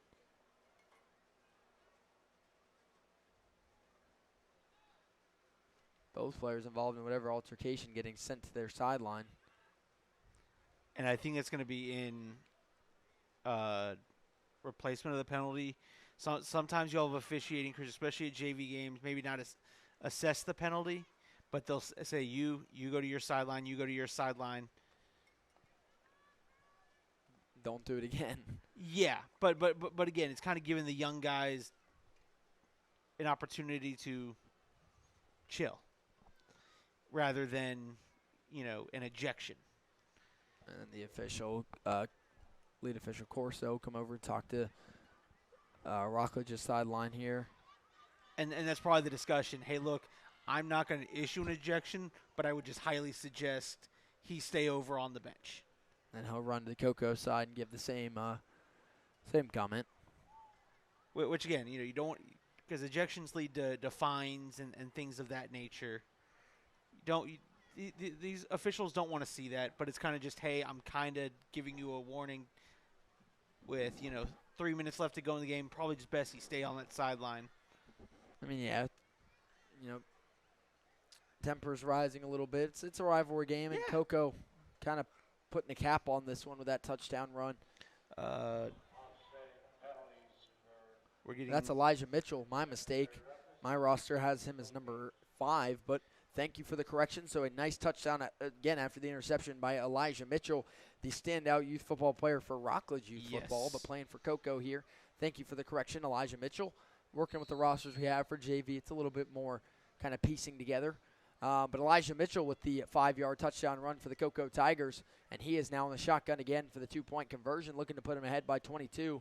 Man in motion, low snap. Mitchell will keep, and Elijah Mitchell rolls the ball backwards, picked up, and Cocoa's going to get it anyway. What a play. Intentional or not, Mitchell kind of rolled the ball back to number 22, who runs it in for 2 points. I'm going to call that the rugby play because that's exact. That I looked think exactly it was intentional. That looks exactly like a rugby scrum. Guy goes down. You kind of scoot the ball backwards, and what a play! Don't have number 22 on our roster, but he scampered on in as a kind of untraditional way to get it done. But Mitchell was dead to rights, loses the ball. Number 22 scoops it up and checks it in for 2 more. 22-0. Cocoa leads it with 3 minutes to go in this game. What a play. I don't know if that's something they've practiced, if that was even intentional in the first place. I think it was, but, I'll just give the man credit for picking it up and going. No hesitation. Call it the rugby play, or you could call it a more advanced version of a fumble rooski type. Just except another athlete grabbing it, not a lineman. Yeah. The rugby rooski. The rugby rooski. I like it. I don't know if I'll ever see that again, but I'm glad I saw it tonight. That was interesting. 2-point conversion good off the touchdown run by Elijah Mitchell, and then assisted by Elijah Mitchell on the assist, or on the conversion, and then the interception set it up by Elijah Mitchell. So that was all Elijah Mitchell that drive. And the Tigers lead it by 22 late in this one. Biggest goal for Rockledge on this drive, take the 0 off the scoreboard and go from there. Again, stay tuned after JV football, after varsity football, for the Uber Zadi preview, high school preview show. Alan Slaughterzinski, Jackson Robb, and myself will take you through all the games. Short kick. Rockledge got to pick it up and nowhere to go, and he gets lit up. There, you either got to pick that one up or fall on it, because that's going to happen. And Rockledge will take over at their own 30 for first down and 10. 3 minutes to go. Again, goal of this drive, get in the end zone, get some points on the board, and go out with some sort of momentum. But right now it's been all Cocoa tonight. Big second half. They've put up 16 points in the second half. And trying to put away a shutout of their rival, the Rockledge Raiders. And again, for Cocoa, you're hoping this is kind of a prelude to what could happen to end the season.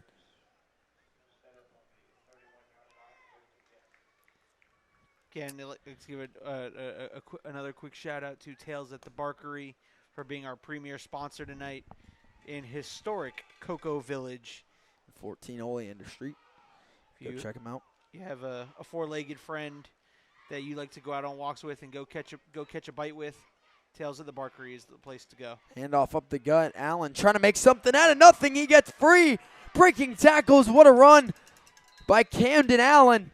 Across midfield, first down Rockledge. There's a gain of about 20 yards, which looked like a loss of a yard as Allen gets free. First down and 10.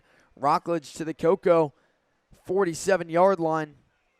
2:40 and counting to go. Rockledge show with 3 timeouts, looking to keep things moving. Great run there by Camden Allen. First down and 10, Raiders of the Cocoa 47. They had one drive tonight, get into the Gamers R Us red zone. Got stuffed at the 5-yard line, though, looking to get in this time. Now at the Cocoa 47 for an Orange Pest Control first down.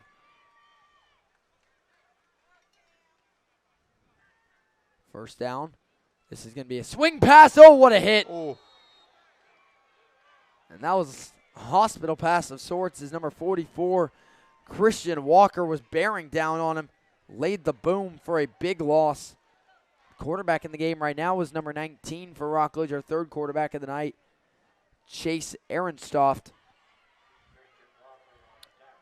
Second down and long here. Second down and 15 for Rockledge back to their own 48. Had the privilege of broadcasting Mr. Ehrenstoft when he played for Suntry Viera youth football last couple of seasons. It was fun watching that young man, and now it's really cool to see him up at the high school level. Under a minute and a half to go. Second down and 15 for Rockledge. Ehrenstoft hands off to Allen. Allen bounces off of 2 tacklers. Allen gets back across the line of scrimmage, breaking 2 more tacklers, lowering the shoulder is Camden Allen, getting out of bounds after a gain of about 13. First down, or third down and 2 as he goes out just short. 3rd and 2 coming for Rockledge. Big time run again for Allen. What a play. And that type of run is a BYOB. Be your own blocker. He is dishing out hits as he's running that football. Clock rolls, 45 seconds to go in the game. Rockledge not going to stop it. 3rd down and 3. Raiders maybe will have 1 or 2 more shots at the end zone if they want to try and go deep. Early movement, that's going to hurt them. Yeah. Clock stops, 36 seconds to go. That'll be a false start on Rockledge. A lot of penalties for them moving early, offense and defense. That'll make it 3rd down and 8 back to their own, the Cocoa 45. And that one hurts when that was the left or right guard there. You're right next to the center, so when you move before the ball does it. This may be the last play of the game. Clock ticking down to 20 seconds to go. Ehrenstoft in the shotgun. 3rd down and 8 at the Cocoa 45 for Rockledge. And this is, I think, going to be the last play of the game. Ehrenstoft, last shot here. 10 seconds to go. Handoff. Breaks the tackle in the backfield. Cutting up field. That'll be a gain of 5, and that will do it. It's a shutout win in the JV Barbecue Bowl for the Cocoa Tigers here over the Rockledge Raiders in, I believe, week 2 of JV action, as Cocoa falls last week in double overtime to Merritt Island. And this week, it's a shutout win over a rival, 22-0 here at McClarty Stadium. The Cocoa Tigers pick up the win tonight on the Game of the Week Thursday Night Lights JV football on the Brevard Sports Network. I'd like to thank all of our sponsors, Tales of the Barkery, Orange Pest Control, Space Coast Card Zone, Gamers R Us, and the Zone 6 Reapers 7v7. Thanks to everyone for tuning in to tonight's action. We still have Satellite and Melbourne varsity action going on with Ron Lighthall and Daryl Duran, and then we'll have the Uberzadi High School Football Preview Show coming up after that one on the Brevard Sports Network from the BSN studio in Melbourne. And that's the end of this game. You have watched the JV Football and Brevard Sports Network powered by Natwick Insurance. I'm Jackson Robb. Alongside me tonight was Caleb Brown. For the Cocoa Tigers and the Rockledge Raiders, I'm Jackson Robb for the Brevard Sports Network. Final score, Cocoa 22, Rockledge 0.